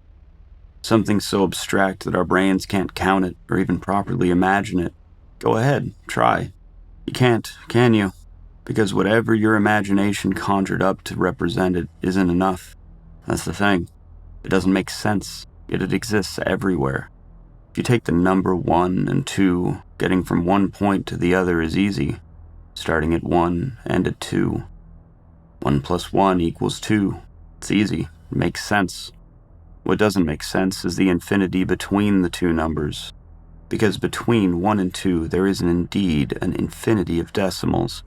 So many that you, your children, and your children's children could all count for the rest of their lives, and you'd never get close because it's fucking infinity. Nevertheless, the infinity starts at 1 and ends at 2. Simple. Brain-numbingly complex. Now that's what I call a goddamn paradox. Beginning, end, start, finish, 2 points, infinity between them. I think somewhere in one of those small yet endless infinities is me. I started counting from 1 to 2, and I can't stop. Can I reach the end that I know has to exist? If I just keep counting, will I get from 1 to 2? Can I stop myself from even counting to begin with? Falling through the void was slightly different this time. I'm not quite sure how to explain, but this time around it felt like maybe I was just more awake, more conscious of what was happening. I remember the roaring had filled my ears, followed by all-consuming pain, and Tara had clutched my hand as we screamed in agony. I could no longer feel her grip. Somehow I knew she was still close. The peaceful bliss filled my soul, and I fell through an endless void of an infinite amount of time. Yet somehow it was only an instant. Finally, I felt the movement of air and remembered how badly I need to breathe. I gasped for breath, and icy air filled my lungs. I heard thunder and felt rain colliding with my body. Remembering what had happened on my first trip, I threw my good hand behind my head just as my body impacted with cold ground. My head crushed my hand, but at least I wouldn't have a concussion. I laid there for a while, motionless and staring up at the night sky that was dropping rain on my body. Flexed my hand that had been crushed. Felt like it would be bruised, but at least nothing was broken. It was freezing, but just knowing that it was my Earth made it feel amazing. I smiled. "We made it, Tara," I finally announced. "Welcome home." Upon receiving no response, a sense of unease came over me. I called out for Tara again, still hearing nothing back. I sat up and finally took a look around. Fenway had told me that the bridge should take us relatively close to where it was last used, and I was relieved to see he was correct, and that I recognized the surrounding area. It was about 10 miles from home, laying in a field behind the highway that shoots through town. I knew it because down the road a bit, a streetlight lit up the sign for the same exit I used to take to get to high school. All things considered, I wasn't far off course. My relief was short-lived, though, as I still could not locate Tara anywhere. I pulled out my phone that had somehow survived my trip into hell with some battery life to spare. I was annoyed to see I had no service out here, which meant we'd have to walk a bit to try to flag down a car for a ride. Using the flashlight app on my phone, I began searching for Tara in the surrounding area. There was nothing but grass around me. After a few minutes, I was still unable to find her and was starting to get seriously worried. Not only was I worried for her safety, but she had also been carrying the syringe of serum for May in her bag. I tried to calm myself. I had felt Tara in the void with me. I knew she was close by. After a few more minutes of fruitless shouting, I had spotted a pickup truck coming around a bend in the highway. I decided to try to flag it down and ask if they could use their brights on the field so I could get a better look. Odd conversation to have with someone, but worth it to find Tara. As I started to lightly jog towards the road, a knot began to form in my stomach, and the sense of unease I felt started to grow. Soon, the wrongness of this began to fill my thoughts. Not just about Tara, either. This somehow went deeper than that. I tried to shake it off and began waving my phone light at the truck. It was dark out, so they'd certainly see the bright light. To my annoyance, they didn't seem to be slowing down at all, though. In fact, they were actually going pretty fast for this windy stretch of road. This isn't right. I saw the lights of another car coming from the other direction and figured if the truck wouldn't stop, I could always try to flag that one down instead. I was still a little bit away from the road when the truck came around the bend and its headlights lit up the flat stretch of highway in front of me. My heart dropped when I spotted the unconscious form of who could have only been Tara lying right in the middle of the road.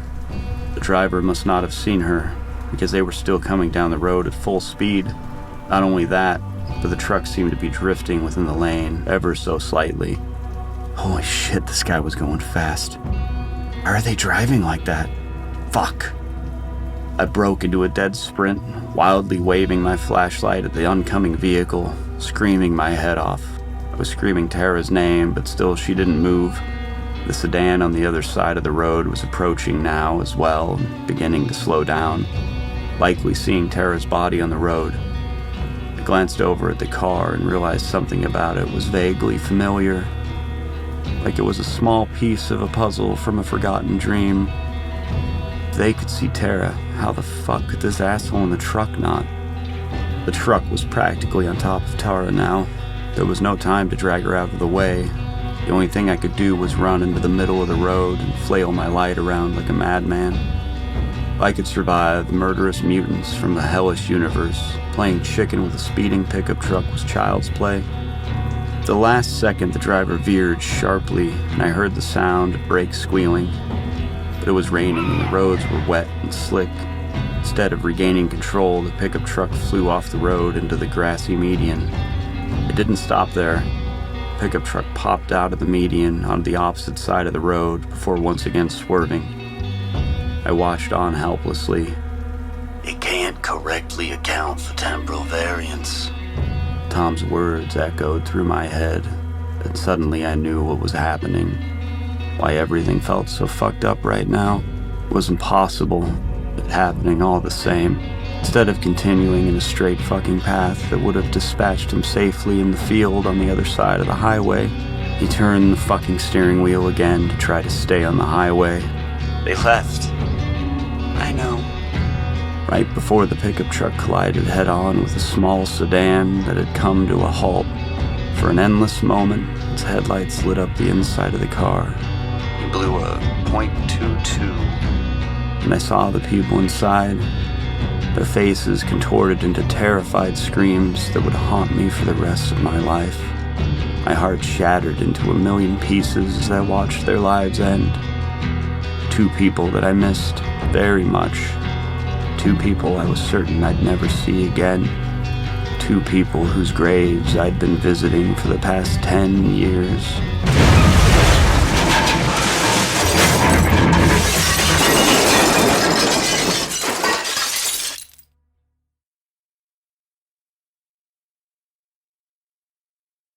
A chilly fog enveloped me as I stepped out of my rental car and walked up the steps of the modest diner. It'd been a while, but I remembered the place well. Papa used to take May and I here every Monday night for dinner. Getting through a Monday deserves a reward, he'd always say. I smiled at the memory. Hearing the door chime open, the same sweet 50-something waitress that was always here hurried over before leading me to a small booth. For the life of me, I couldn't remember her name until she told me it was Delilah. That's right. Delilah took my order. Banana pancakes and sunny side eggs. May's favorite. She turned and took a few steps before stopping and looking back with a small smile on her face. Hun, do I know you from somewhere? Sure look familiar. She asked, slightly unsure. I scratched the thick facial hair that now covered my face, along with a few extra wrinkles. First time here, actually. I'm just passing through. Guess I just have one of those faces, I said, returning her smile. Apparently content with my answer, Delilah left to relay my order to the kitchen. She returned with my meal several minutes later. As I sat there eating, couldn't help but think about that night a little over 10 years ago now. The front of the truck, much taller than my parents' small sedan, had impacted their windshield and was sitting on top of the sedan now. Pieces of glass and metal covered the area, and plumes of smoke were rising from the front of the truck.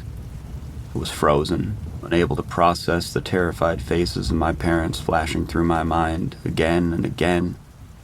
Aaron, what happened? I heard Tara groggily ask from behind me. She had finally woken up. The sound of her voice finally broke me out of my paralysis. Without responding, I dashed over to the wreckage, to the passenger side where my mom had been sitting. The window was shattered and the door was horribly bent. I peered through the opening where the window had been and immediately wished I hadn't. I couldn't see my father due to the truck now inside the car, but my mother's body was horribly mangled. Blood and exposed bones everywhere. Her head was crushed up against the side of the car and her neck twisted at an impossible angle so she was facing me. Her pale blue eyes that looked identical to May's were still open, but not seeing anything. I bent over and emptied my stomach into the ground and sobs racked my body. My eyes burned as smoke from the truck filled the air. Smoke. My heart dropped as I recalled another memory. My parents' bodies hadn't been unrecognizable due to the crash alone. No, The reason we had to have a closed casket funeral was because of the fire that came afterwards. A desperate cry escaped my lips. Mom! I began attempting to wrench open the door, using my good arm. It was badly bent and jammed shut, and no amount of pulling would open it.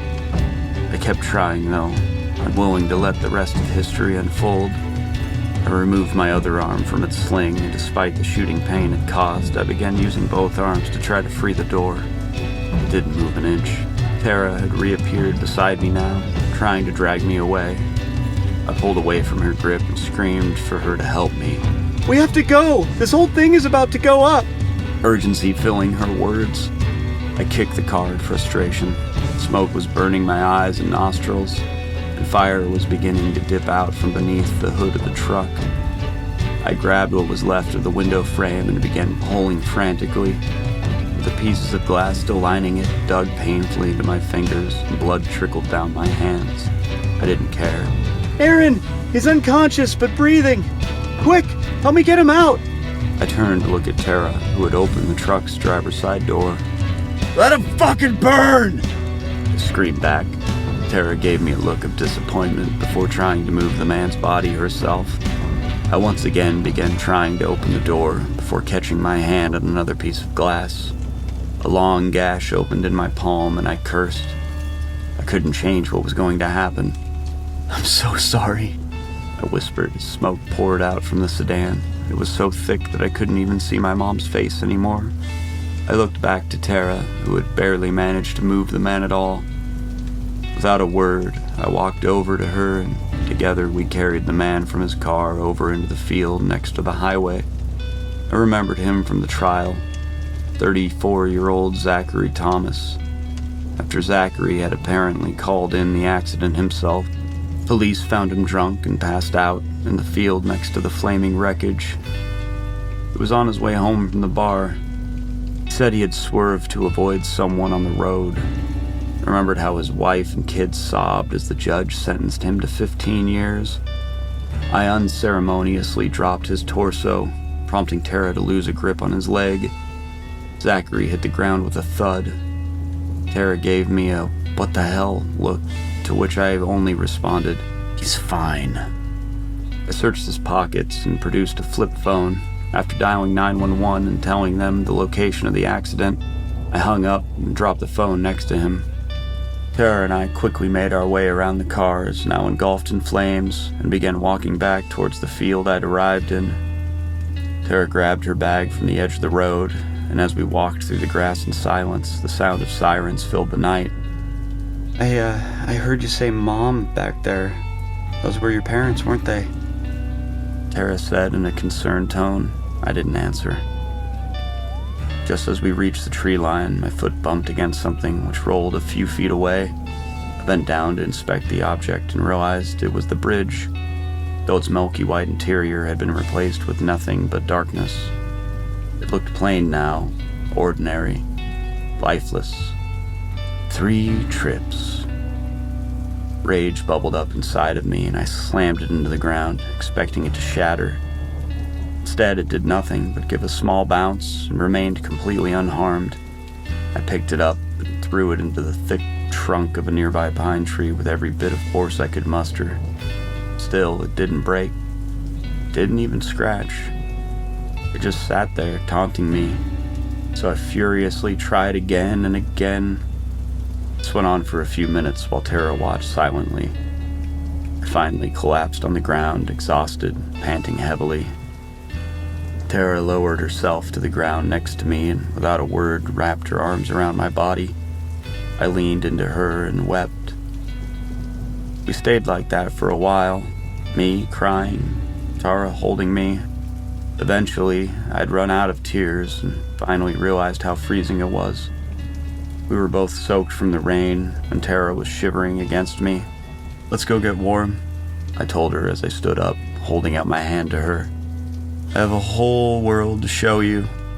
Tara smiled and took my hand. I guess I could have tried going home or to Tom's, but Tara and I were worried about the implications of potentially creating a time paradox. So we opted to stay away. We had nothing, which meant life was hard at first, but But we made it work. We survived. And then we lived. We built a life.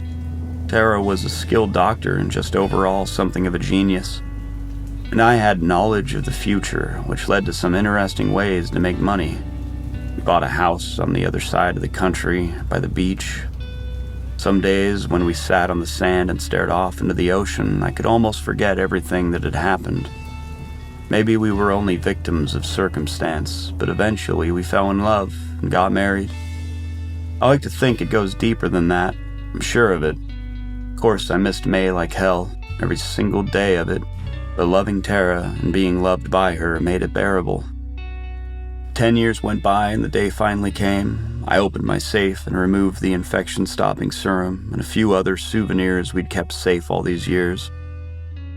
I gave Tara a kiss, telling her I'd be back in a week. She smiled her big, beautiful smile and wished me luck, grabbed my bag and left quickly, using the excuse of being late for the rental pickup to explain my sudden departure. The truth was, I just couldn't hold in my tears any longer.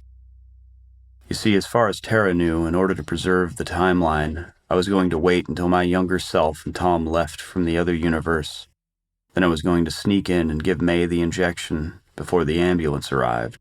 That way everything would happen as it was supposed to. May would live, and Tara and I would continue our life together. We'd just keep counting from 1 to 2.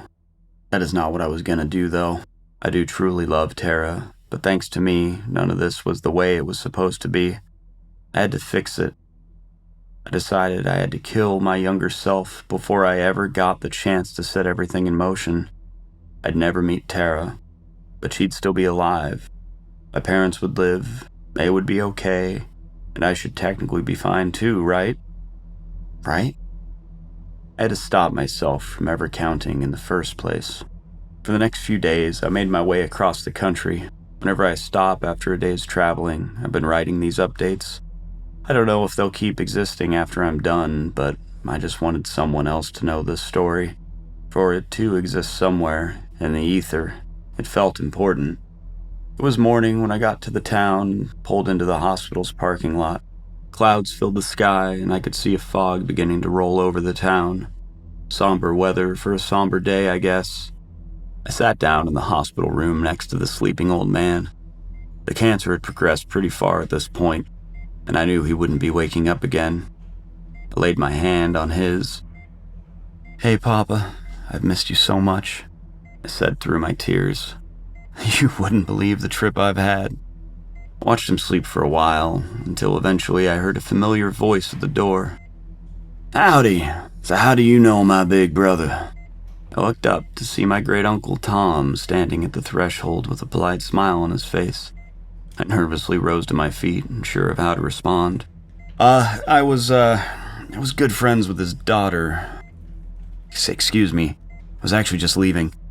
I made my way to the door and stopped to look at Tom. I'm so sorry," I said impulsively, which prompted a curious look from him. For your loss, I mean." I gestured at my grandfather. Tom said nothing and continued to eye me.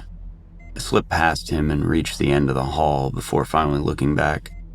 Tom was still standing in the doorway, staring at me and biting his cheek. Shit. Had he recognized me? It didn't matter, though. I had only one place left to go at this point. May and my younger self would be getting back to town today.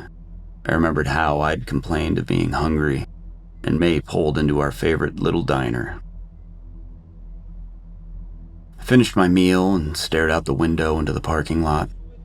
Any minute now. I gripped the gun in my lap, feeling its cold metal under my fingers. I was so focused on waiting for May's car to pull in that I almost hadn't noticed the old man plopping himself down across from me. I looked over in confusion to see Tom sitting there, wearing a concerned look. Call me crazy, but it seems like you might be considering something that ain't so smart, he said with a gesture towards the gun in my lap. My jaw must have dropped because Tom just chuckled and said, Close your mouth.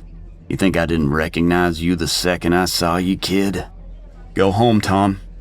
I was staring out the window again because May's car had just pulled in. Tom clicked his tongue as he followed my gaze.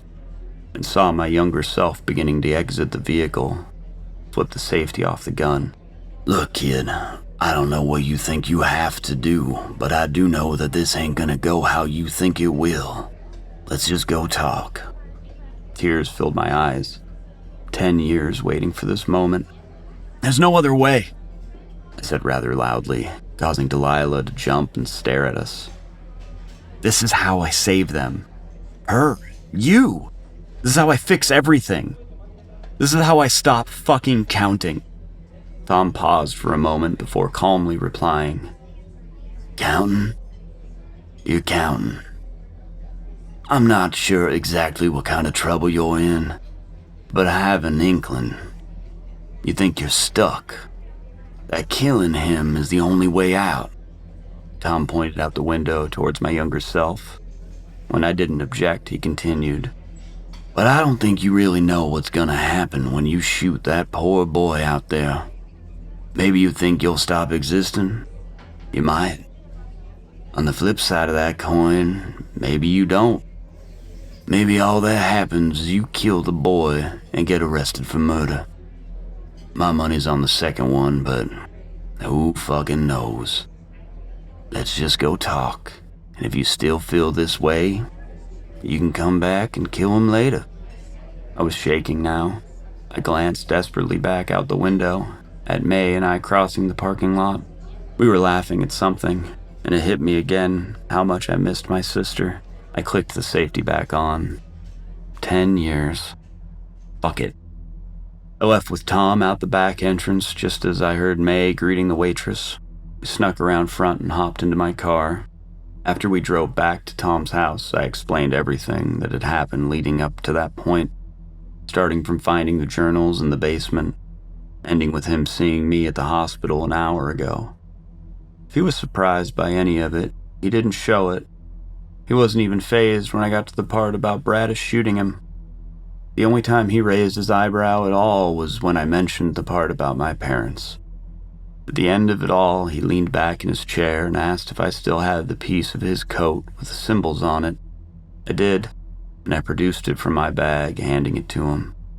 He held it up to his face and squinted, inspecting it closely. Couple of things, kid, he began. For one, my brother and I put Jade down a couple years ago.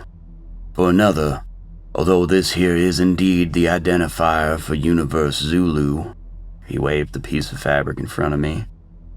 We are not in Universe Zulu. We are in Universe Sierra. Tom pointed at the last symbol on the piece of fabric. See, this one here is different. Has an extra line through it. Easy to mix up, I suppose.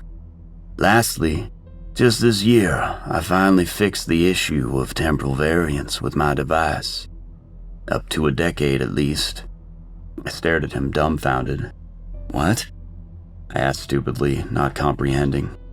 Tom rolled his eyes at me and let out an exasperated sigh. Keep up, kid. You made a typo. A really costly, awful fucking typo. You're from Zulu, and this is Sierra. This ain't your home. Never was. I'm not your great uncle, and that's not you that you were about to shoot back at the diner for nothing. You don't belong here. His words sank in. A typo. This was all because of a typo. One single goddamn typo. The last 10 fucking years of my life were because of a typo? I began laughing uncontrollably. What a big fucking cosmic joke my life was. I continued laughing before the insanity of it all set in, and then laughing turned into crying. Tom gave me and my antics a look of annoyance. So my parents and my universe in Zulu? I trailed off. Oh, for fuck's sake. Your parents were maybe killed because of another you. Or maybe they were just hit by a drunk driver who swerved. Maybe that event is a divergent event twixt the two universes. Who knows? Who cares? Either way, just get the hell over it and move on. I gave him a sharp look, but he just sneered at me before continuing. It happened. Your parents died, my brother died, I died. People die. Some might have been your fault. Some were your fault. Some had nothing to do with you at all. What's happened has happened, and it will always have happened, and ain't nothing you do gonna ever change any of that. So stop fucking worrying and crying about it. Get over it. Move on. And never mind that you also saved some lives. You couldn't care less. I opened my mouth to object, but Tom quickly cut me off again. Do you even hear yourself speak? I mean, what kind of narcissistic, egotistical, self-absorbed savior complex do you got going on in that mopey fucking head of yours to actually think this whole damn thing starts and ends with you? Who the fuck are you? You? Me? All of us are just redundant cogs in a vast machine that's too complex for either of us to even begin to scratch the surface of comprehending. So get over yourself.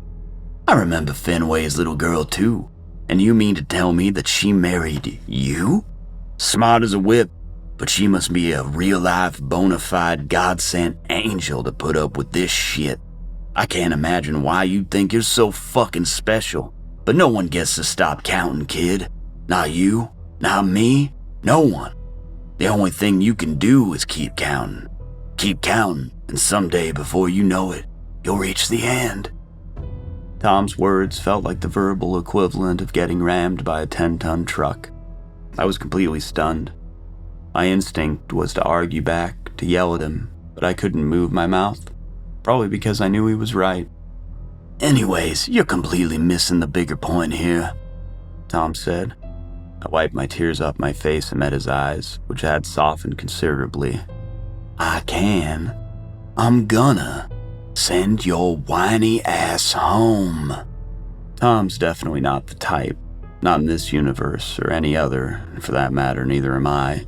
But I couldn't help it. I threw myself into his arms and hugged him tight. I hugged him in thanks for finally freeing me from this nightmare. I hugged him to say I was sorry for what happened, even though it wasn't really him. I hugged him for it all. Eventually, he hugged me back too. Only for a moment, though, and then he shrugged me off. After that, Tom carefully calibrated his bridge so that next time I activated it, it would take me back home to Universe Zulu, moments after I initially left. I went to leave, but stopped just outside the door to thank him one more time. Good luck, kid, he said with a grin and a wink as he shut the door. So here we are, everyone. As of right now, I'm sitting in a motel room with the bridge in the bag next to me. No way it's leaving my sight. I'm about to get a few hours of sleep before I drive the rest of the way home to Tara. Following my encounter with Tom, I called her and told her everything, begged for her forgiveness, blessed my wife because I barely even finished before she asked when we were leaving. As soon as I'm back, if you're ready. Of course! I can't wait to finally meet May, she said excitedly. You'll love her, I said back. Wish me luck. If all goes well, I have a feeling it finally will, then this will be my last update. Goodbye, people of Universe Sierra. Hang on, May. I'm coming. See you soon. I promise.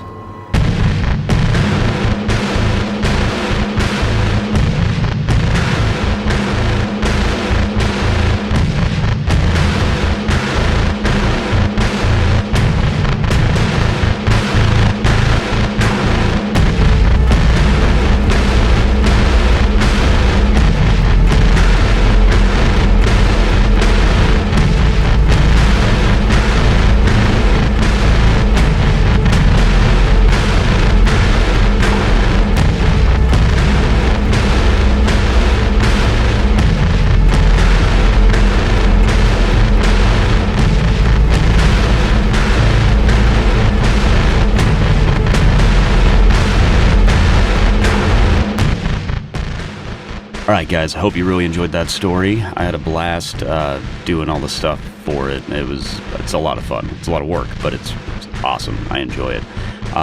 If you guys liked the story, first and foremost, go to the link in the description and go show the author some love over on Reddit. He's got a bunch of great stories on there as well. And then also all the YouTube-isms, like, subscribe, comment, share, all the stuff. If you have any thoughts, any stories you'd like to hear narrated, shoot them my way. I have a email account set up. It's aloneinaBasement@gmail.com. If you're an author and you have stories you think I'd be a good fit for, reach out. All that stuff. Anyway, until next time, fart noise.